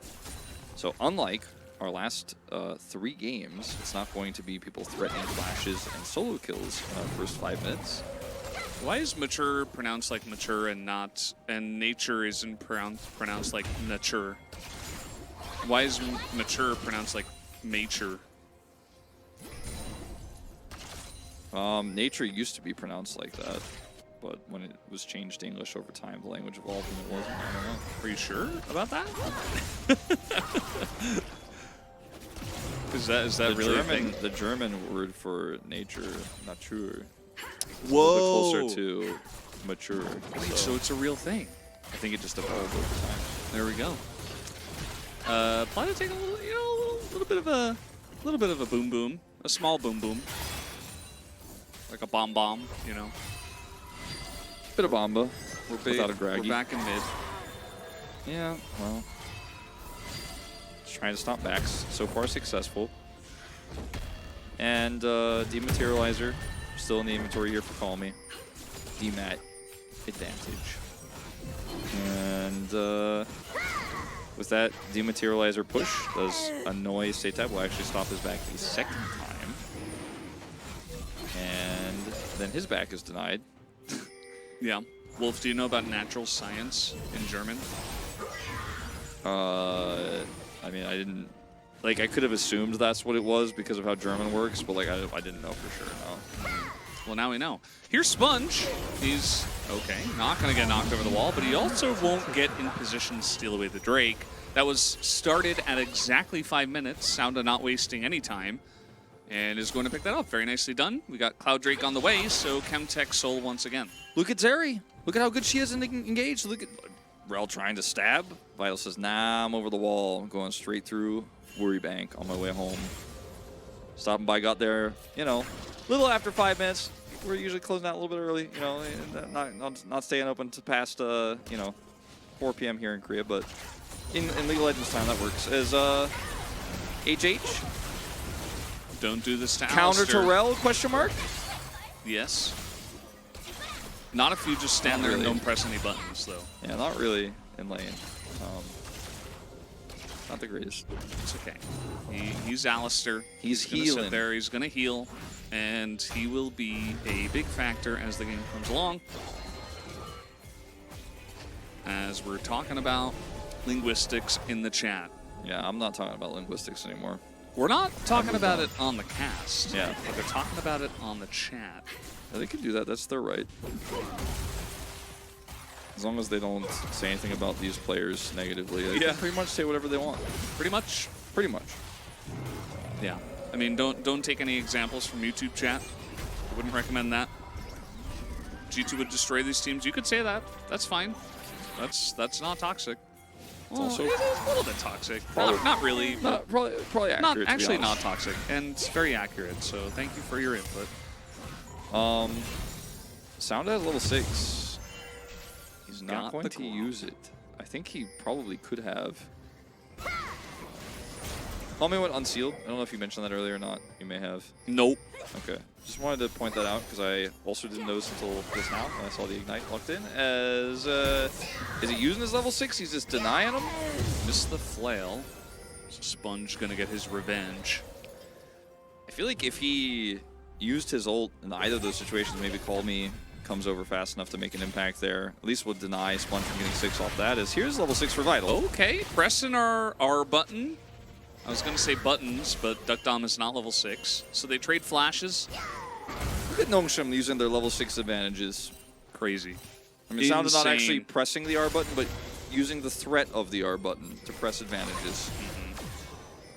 Now, Duck Dom does have his R button, but there's also a minion wave here. Yes, you are allowed to question mark a questionable play. As, that might just be the end of this guy. No question marks involved. The Seteb not really able to flash out of that one. Just a nice setup play from Sounda. Yeah, I think that one's going to get a semicolon out of me. Just one semicolon? Just one semicolon. Actually, maybe the double semicolon, you know? You know what I'm talking about. If you know, you know. As Vital, no flash, but guess what? He's Zeri. Gerald gets right over that wall. No problem. Frog has push in the top side. Wants to try to steal this away. Okay, they turn it away from him. Uh-oh. Could get in there. He's going to take Sounda out, who just flashes the wall and says, never mind. That was a cool play, though, from Frog. I actually Yeah. really like using his prio like that. Yeah, you did commit the ultimate, but you get a flash. And could have really caused a lot of problems for that Herald take. Is over here. Okay. How quickly can he clear that wave? Oh, God. Very nicely done to push away the Magnet Storm. And now we see the Alistair into Rel strength. The Spletta not really able to get in there, stops the dive, and we get the zoom in on HH. Very nicely done. Very well played. Like I said, when this guy is on and his headset is working, he is really going to put it to him. And Haunted headset. haunted headset indeed.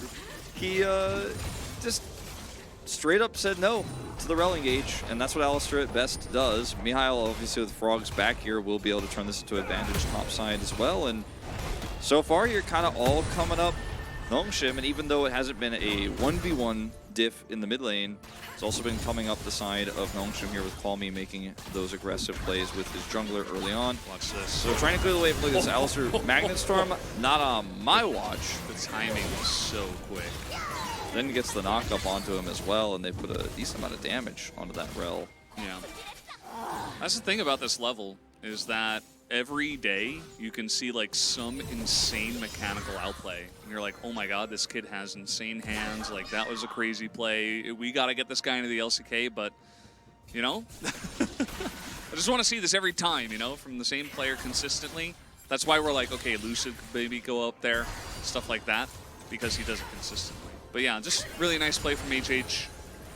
The dude's got hands. Got hands indeed. And because it's Cloud into, or Cloud after Ocean, pretty good chance of a very good soul here. If this does end up getting secured for Nongshim, we'll have a 2 Drake lead. Duckdom and Sponge can hold in position here for a late contest. The Scuttle Crab giving some residual vision here. Healthy hands. Healthy hands. There Has you go. hands is what I would have gone for. Instead of, you know, doesn't have hands. Tex Soul, like I was saying, pretty boy. valuable. And let's see if the trap is sprung here. Yes. Oh, yes. Press your R buttons. Take away the Zeri. They just dominate him. And Sound is going to get over the wall. Let's see if he just can survive this one. I think he will just because he's Alistair. Just presses R. And DRX say, no, thank you. Looks like Palmy considering looking for a turn there on the stay tab, but with too many friends nearby, even with no Vi ultimate, they're going to think better of it. So, advantage Nongshim, though, in every way still. I mean, yeah, you shut down the Zeri. I mean, you kill her. I don't think she actually had a bounty, but you were able to kill Zeri. But you still have problems everywhere else on the map. Jax, you know, going to be a big problem in the late game. Lissandra is ahead. Zeri is going to be very relevant in terms of late game team fights. You also did commit to Shiv Kai'Sa's. Frog has to flash. Oh, yeah. The Hex Gates, they can be pretty tricky like that. And Sounda just appears where you were trying to get a bit deep into the enemy jungle, and you will get punished. Okay, speaking of punishing, yep, just press all of your CC buttons and Satep gets away anyway. Okay, well, not able to layer the damage quite well enough, but they will get the flash and the Spirit Rush out of Satep, and he's out of the lane. All the plates now going over. So, yeah, you didn't get the kill, but you still got all the advantages you were looking for here. I mean, a large portion of them, obviously, and just a really easy commitment there. All the CC layered down and 20 CS up now. The counter pick of the Lissandra into the Ahri, definitely feeling very strong here, as we've highlighted several times. I mean, if just one more auto goes off, that's a dead Ahri and even additional gold as he goes ahead and picks up the Oblivion Orb. We're liking the chances here for Nongshim so far in what could be our last game of the series. As Mihail really pushing for this. Yeah, he's going all out, and we do have Sponge here. He did not have his ults. Nor did he have flash. So Mihail gets baited, I suppose. And now we're going to wait until the Cassante backs, and he hits it right before he can react. The teleport's coming in, the ult now to get Mihail out, as they will get the Vi ult out of Sponge at least, which is actually very valuable, especially after the recent patch, which nerfed the cooldown by a lot. Yeah, I'm not really a big fan of trying to mess around with all that there after the Cassante backs. That was all that nonsense. I mean, he had teleport, so he's just going to get straight back to lane with a purchase there. Gonna see if we can find something with this. I don't know about this either. A little bit of aggression here from Nongshim. We've seen them with leads like this in the past, kind of overstep their boundaries a little bit. I hope this is not going to be another one of those times. Well, if I want to ask you a quick question, why does Call Me have Oblivion Orb?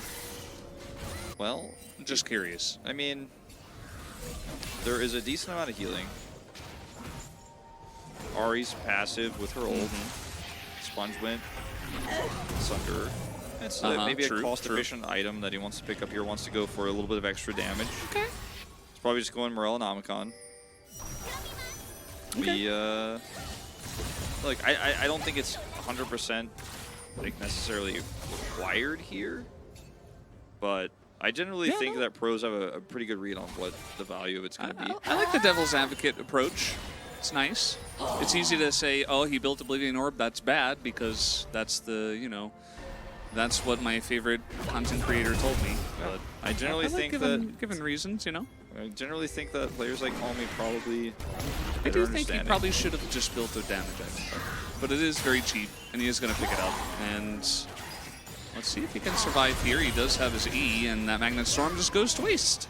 Not going to do anything. As Call Me avoids it, uses E perfectly, as meanwhile his team is getting an objective on the top side. Yeah, trying to gank Lissandra feels pretty bad when she's got that easy escape. If you had the Vi's ultimate for that play, it does feel pretty easy, but it just came back, and now Flash is also down for Pleta. They will get the objective top side. And I think a lot of that, the reason why I picked up the Oblivion Orb is just due to the fact that he had that extra gold from the plates going down, had some additional economy. I wanted to try to snowball his lead in lane as well. I think it's totally fine. Is it the most gold efficient item considering the enemy composition? Absolutely not, but it is still going to be very useful, as it looks like this turret will still stand a little bit longer. Could have been first brick. Mahile will be able to get it with the next wave potentially here. And so far, I mean, it's been a quiet game. Only 2 kills, but Nongshim just getting a lot of macro leads, a lot of early objectives. You know, the first time we see a group up here for DRX to really fight is we're still waiting for it, is what I'm trying to get at. Yeah. As meanwhile, Mahile is in a bit of trouble. Does have 3 people up here, including Akaisa, is going to throw down that pretty early on as they try to go all out onto the Jax, and Frog will live, and they even give that kill over to Duckdom. Pretty nicely done. Did take 4 members to do it, though, so you will pay on the rest of the map. Yeah, so you lose a turret anyways in mid. You're going to lose a ton of minions bottom side, as well as potentially that turret here very shortly. I think they probably will lose it. And that's what I'm saying. Nobody's grouping up a fight. You lost the Herald.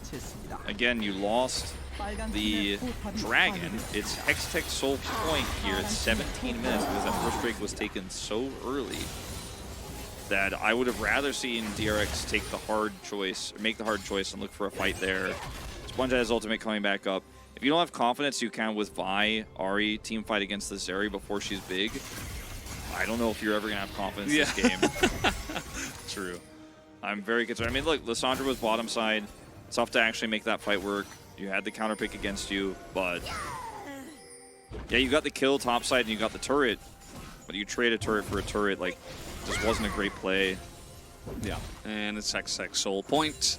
So Nongshim just run away with this one, as now that turret is not real. You may see a health bar there, but I don't. Only people above Silver 3 can't, as we're just going to press R as the Merc treads. I don't think they're going to get you out of this one, Save Tab, as even with the Flash and the Spirit Rush, he is not able to get out. So nice little collapse there from Nongshim, as DRX are going to try to get on in here. We do have a TP into the mid lane as well, just to keep it safe. And this macro game here from Nongshim is just insanely better than what we're seeing from DRX, and it's just like game number 2. You know, where game number 1, excuse me, where they had the lead, they played it on the map better. This is an insane amount of value here. Got the inner, got an extra charge on the inhibitor, and it feels like DRX is just waiting for their chance to use Kaisa poke on an objective. Like, is that what we've been waiting for this whole time? Because I thought you had Vi, Ahri in this comp. Yeah, Lissandra makes that problematic, but there are other targets you can kill. You can also still team fight. They did go Leandris, by the way. I think they realized, like, okay, we need damage because they didn't go for the AD that I wanted to see from Duckdom. But now it's Leandris into this composition, which means you don't have Everfrost for your charm setups. You do not have the ability to burst. Like, you're kind of in a middle of the pack. Ahri here needs to survive long in team fights and not just get blown up by the Lissandra. Her build, by the way, makes perfect sense. She had the extra gold for the Oblivion Orb. Didn't go Morellonomicon, actually decided, okay, I want to just be able to straight up carry. Went Zonia second. Yeah. Because he had all that extra money. Oftentimes in interviews as well, you mentioned this, Wolf, and several people in chat did as well, is that sometimes you go home, you have like 812 gold, and you're like, well, what am I going to buy? Like an Amp Tome? Or am I just going to buy an Oblivion Orb and then just build towards something else? And, like, it will get value. And now you're going to have more, you know, for those moments, you use all your gold, you're very efficient with your spending, and you'll have that power on the map. And it'll help a little bit, even if the Oblivion Orb isn't, you know, great. It's win more, you know? It does delay your build, but as you mentioned, it's win more. And there's not really a hard AP spike for Lissandra in this game, you know? So... But she could have done the boom damage, Wolf. She did. I mean, I think that's kind of what she did, though. You know, with the Oblivion Orb, she did like about like 10% more boom damage during those times than she would have gotten if she just built an Aptome. True. But she could have finished a Shadow Flame by now. But yeah, they have enough damage. They don't really need Lissandra to do damage. The Zonia is going to make sense. And now you can see that a little bit of posturing over the Baron potentially here. I think all Nongshim have to do is make sure that they threaten the idea of the Baron, especially once this Once the vision is set here, you can even take out this control ward. Okay, anyway. Just wants to get the faster back. Once you... I don't know if he actually was backing in the bush, but you should have been able to see that. Once you posture on this Baron long enough and DRX have to stay interested, then you can make a play on the Hextech Soul. And DRX, let's see what they decide to do. They're grouping to try to fight for vision on Baron because of that threat now.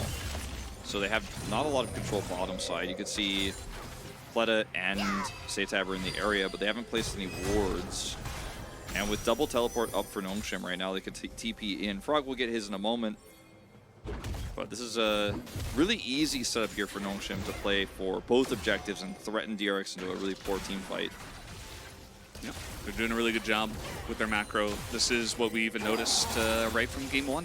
That Nongshim kind of had their number when it came to this aspect of the game. And Sponge he's doing something sneaky. He is going behind enemy lines, very behind enemy lines, into a brush where they will never expect him to be. Because now there is a ward there. But who does he get? Do they know actually? I guess they saw him somehow. And now Sponge spotted. He is pretty much just dead. I mean, he's going to flash just to try to get out of this one, but maybe if he gets another Q, it's not looking very likely. He just has to go straight into sound, and the rest of the DRX team is just backing away. And that will be the end of the jungler of DRX, which means free Drake, free Soul. Free Drake, free Soul. And that's the kind of position you put yourself in DRX, in the case of DRX. And if Sponge was seen or not, I think it's pretty easy to suss out. Like, okay, we have vision on Baron, he's not doing that. He doesn't have anyone to flank, so he's probably on the side where you could get value at the flank. And the problem is, like, Vital's mid. Are you going to get on top of Calmy? Are you going to get on top of anyone else in this comp as the Vi anyways? And then Nongshim just figure it out and collapse on him first. One more Hail Mary here, DRX. Let's see what they can get. They have a Rel. They have a Rel and a Dream. They have a Kaisa too, no Infernal Soul. But yeah, the Rel is gone. The poke is coming in. The Frozen Thralls as well going to help out with this one. Here comes Sponge. He's going to try to sponge all over them as Vital is getting pretty low. In goes the Cassante, and the smite is not good. It's stolen by Sponge as he takes it, and DRX turn the fight around. As now Calmy is like, well, that was a mistake. And he's just going to try to survive here. Has to even use his flash as, yep, confirmed. It's Challengers, baby. It's Challengers, baby. And, okay, well, this is a disaster. All of the resources put on the Rel. And Seitab's Leandri is really actually coming up big in this moment. As he was, unfortunately for Nongshim, not able to be killed fast enough. His Q through the entire team did really hurt. And fortunately, Nongshim trying to also focus this Baron super hard, but then the smite here from Sounda is really rough. Look at Seitab, how much he's doing in this fight as well, like forces a self-ult from Calmy, and then look at this smite, it's like so early because they're panicking when the Cassante comes through, like 360. That's a bit of a yikes. That was a double smite too. Yeah. That shouldn't happen. It wasn't clean. It was very Challengers. I mean, Nongshim, they still have Hextech Soul. So, you know, that's permanent at least. This Baron will eventually fade away, but this game has been thrown into chaos. Pure chaos. And DRX are looking pretty good at this point. Again, they still have to go up against the Hextech Soul. Let's see how much they can get out of this Baron power play. Yeah, the Hextech Soul is really such a great ally here of Nongshim, but there's a lot of standing gold still on the map. Those two inners. Sounda? Okay. Well, he's going to have a stopwatch. I hope he flashes. No, never got a chance as the timing is perfect. His aerial hits the two in the front line as that is a bunch of damage, but meanwhile, Jax. Okay, if they can stop all these backs, this could be a disaster. And with Hextech Soul, it's really easy to keep chasing. As look at how far back they have to go to back, as Cassante is not going to be able to stop this inhibitor from going down. Yeah, not alone. So Mahal eventually going to get there. Baron push still happening. I'm concerned about actually staying grouped up here against this Lissandra. Nice engage, yeah. Like you mentioned, the follow-up Magnet Storm, though, is huge. He's going to catch everyone as Nongshim goes straight into the meat grinder, and DRX, a very nice engage from Pleta, taking advantage of that. So this is a ton of gold that DRX pick up here, and now they're 2,500 ahead. But the inhibitor's down top side for the Elder spawn, and also they stop a lot of this Baron power play. Like, yeah, this inner will finally go down here, and it's a ton of gold. Obviously, they picked up on the Baron power play 9,000 because of all the kills, but they haven't actually been able to threaten any inhibitors. Let's see if they can actually make this work with the last 5 seconds of this buff here. Got to push it in mid as well. If they can get one inhib, I think it still feels pretty good for them, but if they don't, Elder becomes so hard, and Sponge... Okay, I mean, Sounda is tanking up a lot of damage. The flash comes in. They bait Sponge to die. Here comes the teleport as we have well and truly gone off the rails here. We certainly have. Call Me about to have his ult back up. Call Me's like, how do I get over this wall? Oh, yeah, I'm Lissandra. Oh, wait, I'm too late. Okay, they just ran left. Frog, meanwhile, taking a turret. Okay. I mean, if you don't lose your inhibitors as Nongshim, I don't think you really care about that inner. Like, yeah, they have a gold lead, but you're still going to have that Hextech Soul for the Elder fight. And... you know, DRX ultimately kind of dropping the ball, not able to get the inhibitor, but staying so long that they end up getting punished anyways. Really feels bad. Sponge, his ult is going to come back up here fairly soon. When he respawns, he will have it shortly afterwards. It's really just going to come down to an Elder flip. Like, this is the Challengers culmination of these two teams so far in this playoff match. Loser goes to the lower bracket. And... Nongshim have a game buffer as well. Yeah, true. Game 5. Could be like an Elder flip angle into somehow Nongshim clutch it after getting mental boomed in game 4. Namicon on lock here for Call Me. Nice. He's ready to deny the... He got some extra magic pen. Nice. Ready to do that damage. Yeah. A full 10 magic pen. He has Exhaust and Teleport. That that Unsealed Spellbook kind of baiting them on the Baron, but getting its money's worth, I guess. So Mihail with Teleport can just stack these waves topside. This is what's going to make the Elder contest so frustrating. And he can just walk away and TP in at any point. 30 seconds to go. Look at the lack of vision here for DRX. This is the problem. Gold leads don't really mean anything if you can't actually get in position to fight. If you can't see what your opponent is doing, you're not... Setup doesn't have... Teleport, no. Teleport. Mihail can come in at any point, and he can also stop these players from coming over if he commits harder. So the timing of this is pretty thin here for Nongshim, but the advantage is real. Look at this lack of vision. No idea.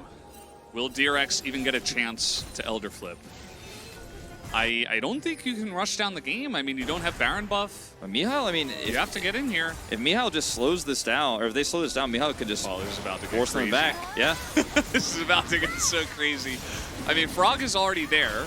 He is watching Mihail. He's shadowing him there as it's well and truly looking like we're getting to a flip as in goes Sponge, nearly dies. That engage not working out as the timing there from Sounda not good. Magnet Storm is pretty decent, but no follow-up. In goes Duck Thumb finally, immediately exhausted by Call Me, as that will be the end of the Kaisa and the end of the DRX team. Triple kill for the Zeri, who just ends the entire team.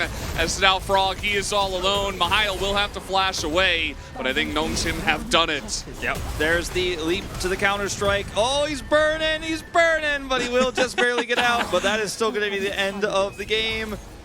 Mihail tried to teleport into the fight, was interrupted by Frog, but guess what? That's where he wanted to be. His natural habitat is pushing towards a Nexus. Call Me. Looking to finish off this final kill. They can't get the Cassante. Too tanky. They can't get him. It's impossible. 380 MR or something, whatever. Nongshim, they will take game number 4, and they will go up to the upper bracket with this victory and be able to challenge D+ up there. And DRX, they're not out. As you mentioned, Wolf, they do move down to the lower bracket, but they are out for this best of 5. That they are. Nongshim playing a great series, and once again, sorry, I typed the wrong thing in the chat.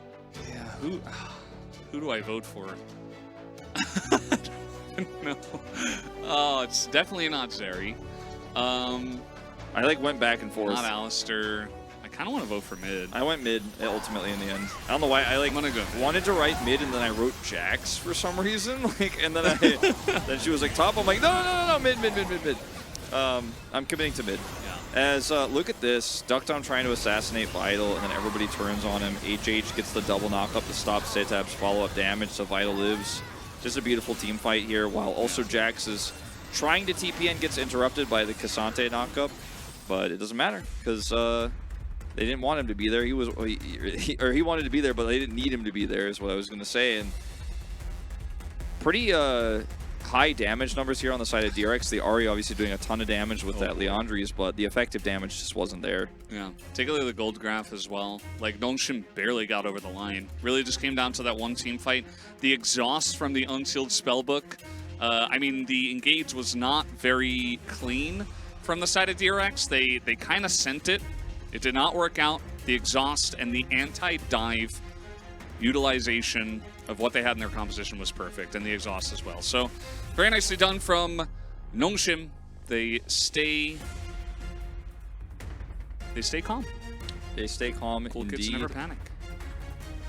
And I mean, the Alistair knockup, pretty nice there at the final moment. The exhaust, very good. I feel like both of these teams definitely have some weaknesses, especially in the mid department, like in terms of certain matchups. But well, in the mid game too. I mean, Nongshim were a little bit better at some of those macro calls, but like 4 people top to kill a Jax as you lose Soul Point for Hextech Soul. That was not it for DRX. That was like, some of the choices really need to get cleaned up, and they have so much talent within this roster, but definitely felt a lot of challengers' influence this time around. I think this game was a really big learning experience as well for the fans watching. Like, that huge gold lead that DRX got at the end actually didn't matter, like, almost at all because of how their comp plays out. So you needed to win the Elder fight. You didn't have enough control. It will be Lissandra that we give it to here for Call Me at the final moment. It was a bit of a tough one because Jax had a great game. Also, Alistair with a great game. You know, you're looking at Mihail back and forth in this series. Obviously, HH with a pretty great final team fight and some decent plays in the early game. But Call Me, you know, it was whether he was winning or not. Like, it seemed like it determined every game that went over. Where's the volume? 300. Yeah. The Lissandra, loud and getting the job done. I wonder if anyone did vote for HH or some Mihail votes. Perhaps Yundo will bless us with his presence and let us know. So now Nongshim will advance to play against D+. Yundo voted for HH. Yeah, Giga Chad. DRX will drop down to the lower bracket to play against Hanwha Life Esports. Myself and Valdez will be casting that one. It is going to be interesting to see how the rest of our top 4 shakes out now, because I feel like D+ and Hanwha also not infallible. And Call Me versus Pulbay sounds pretty winnable, you know, with Pulbay's kind of up and down form.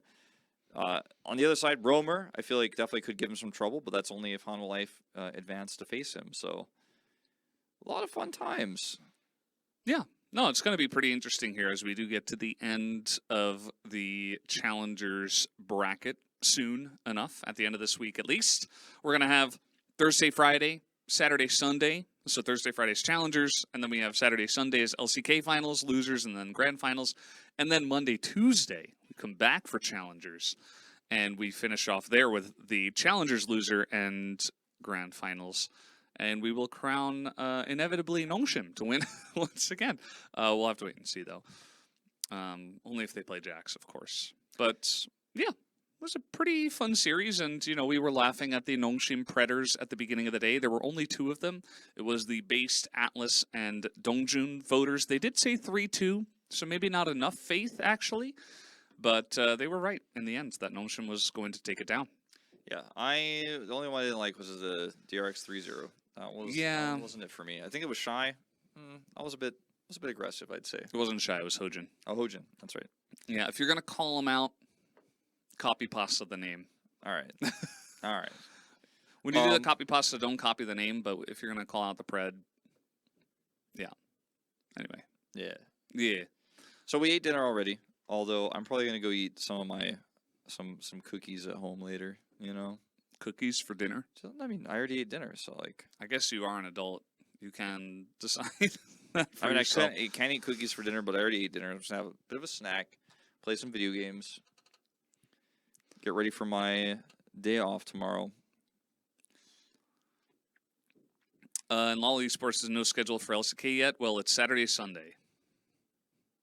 Yeah, I don't know why people are not scheduling that properly. I will have to talk to the appropriate parties for about fixing that for next year. Wolf's going to have a stern discussion. Just a bit of a reminder, perhaps. A bit of a reminder. Okay. We never got challengers in here, even though I was promised in like week 2 of spring season that we were going to get that into the LoL Esports English website. Yeah. That has also not yet occurred, but hopefully it will happen next year. Maybe next year. Maybe next year. Well, any Baldur's Gate 3 gamers? Maybe. I'm not sure if I'll stream. I think maybe. Yeah, maybe yes. I'm going to play eventually. Pretty early day today. We also need GigaChan. Yeah, we'll get all the 7 TV stuff on the new channel, LCK Global 2024. You forgot the CL. Oops. Never forget 2NE1's wrapper. Did this just start? No, it just ended. You're here with C4, where we talk to chat in the corner. Yeah, everyone's playing Baldur's Gate. I'm finishing Yakuza Kiwami at the moment. Well, Slick Rick, if you don't want to be spoiled, it's a good time to turn off the stream. Yeah, it was nice to have you. Probably not the time. Did y'all see Chronic Gagler denying? Yeah, he does that. It's okay. Yeah, it's kind of weird that he's denying the stuff like Death that. Bulge? That's the name of a game, Death Bulge? There's no way. Thanks, Slick Rick, for your enjoyance of our cringe duo. Enjoyance. Enjoyage, I think is the real word. Whatever. It's like a voyage of enjoying. Sure. The enjoyage. When's the last time you took an enjoyage? Just for you. I don't know. I don't know. All right. Is Onx's name really William Bill, or are you commenting on his shirt? It got deleted by Nightbot because it was in all caps. Yeah, no, he's really William. We call him Dan William Harrison. That's his name. Any other good questions? What was the score? 3-1 for the Nongshim Esports Academy. Yeah, Nongshim Esports Academy pulling it off. Mm-hmm. We did get Zach in first game. Enjoyed. Favorite pizza? Anchovy, mushroom, sausage. Why sausage, though? I like Why sausage. not? Sometimes it's just anchovy, mushroom, but sometimes I put sausage. Depends on my mood. Pepperoni can be quite nice. It's kind of the safest pizza that I generally trust. If you go to a restaurant, you're not sure if it's good or not. You're like in a hurry. Pepperoni is always a safe bet. Yeah, you can get our autograph. Just come up to us in between games. Usually easier if we're at the space, and it should be pretty easy. Also, generally, if we're on casting at the end of the series, if you send us a DM or something and say, like, I want to get a signature from you guys at the end, or just, like, come up before the game, like, before we get off cam. The end is actually better. Yeah, because I'm going to be honest, like, sometimes people try to talk to me in between games. I'm like, I only have, like, 4 minutes to go to the bathroom and get more hot water. And, and like, true. I usually kind of run away. And it's not because I don't like you guys, just because I have to keep myself in a proper condition to continue casting. Chicken, bacon, pineapple? I think just chicken, bacon, ranch is good. What does chat think about KT versus T1 rematch? Just like predict the winner now in LCK. T1 or KT, T1 or KT in the lower bracket finals. What does chat think? I want to see what chat thinks. All right, 3-1, 3-1, T1, KT, T1, T1, KT. Wow, it's really Banger close. T1, 3-2, T1 3-2. A lot of the T1 Preds are 3-2, and the KT1s are 3-0, 3-1. Please T1 no win me be happy. I want to say it's the chat's Okay. looking like it's a T1 favored. Yeah. My heart says T1, but brain says KT.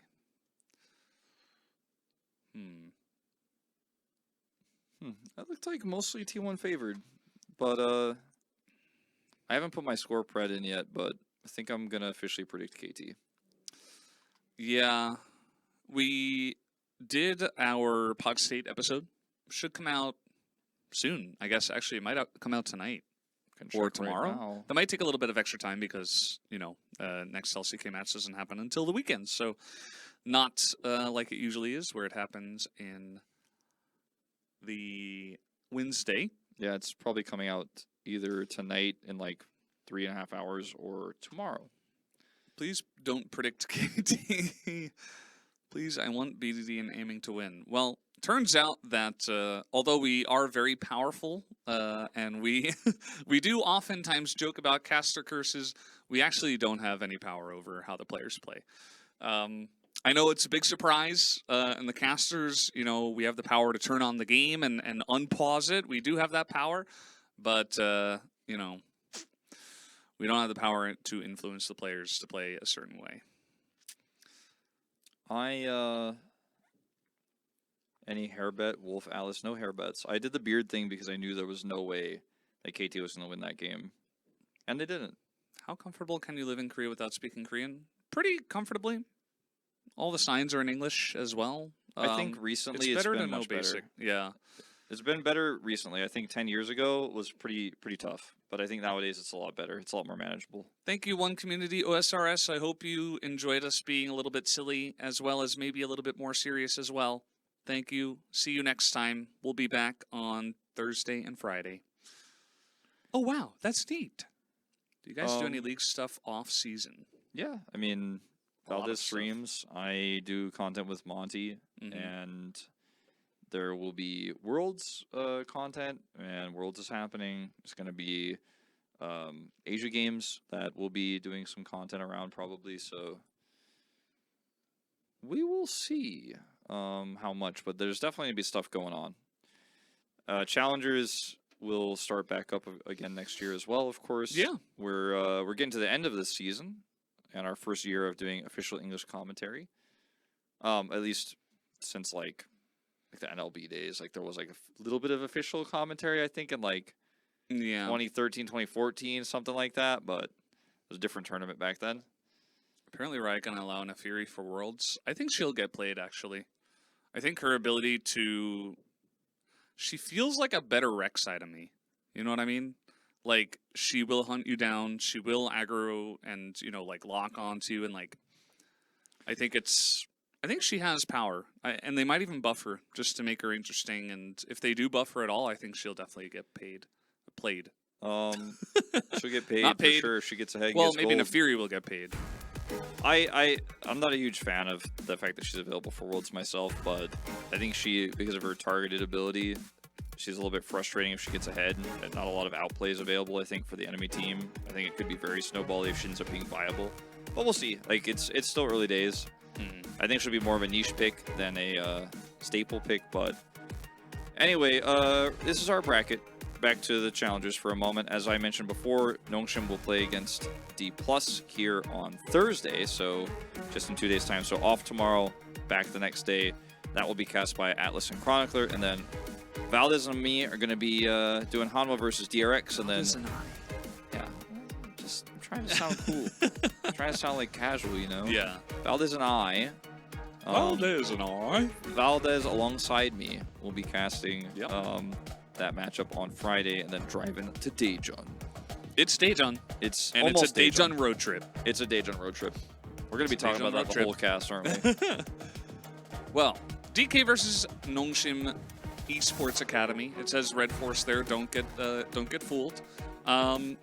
And it should be a fun one. I think that Nongshim have a chance. You know, DK, nice comeback against someone like Esports. It's Challengers, baby, so you never truly know. What are you going to predict for this one? I don't really know. I think I'm predicting Nongshim Esports Academy 3-1. I think I'm going to go DK. The jungle gap is, I think, large. Like, Sounda might have some trouble, but kind of feel like Call Me is looking pretty good. Looking pretty solid. Drafting has been very good. He is. I think their macro play, their drafting, their coaching staff seem to be doing a good job. And if there's any team that can win on red side, it seems to be Nongshim. Although, you know, we did have a nice reverse sweep from DK as well against a arguably stronger team. Although DRX against Hama Life Esports, I'm not sure.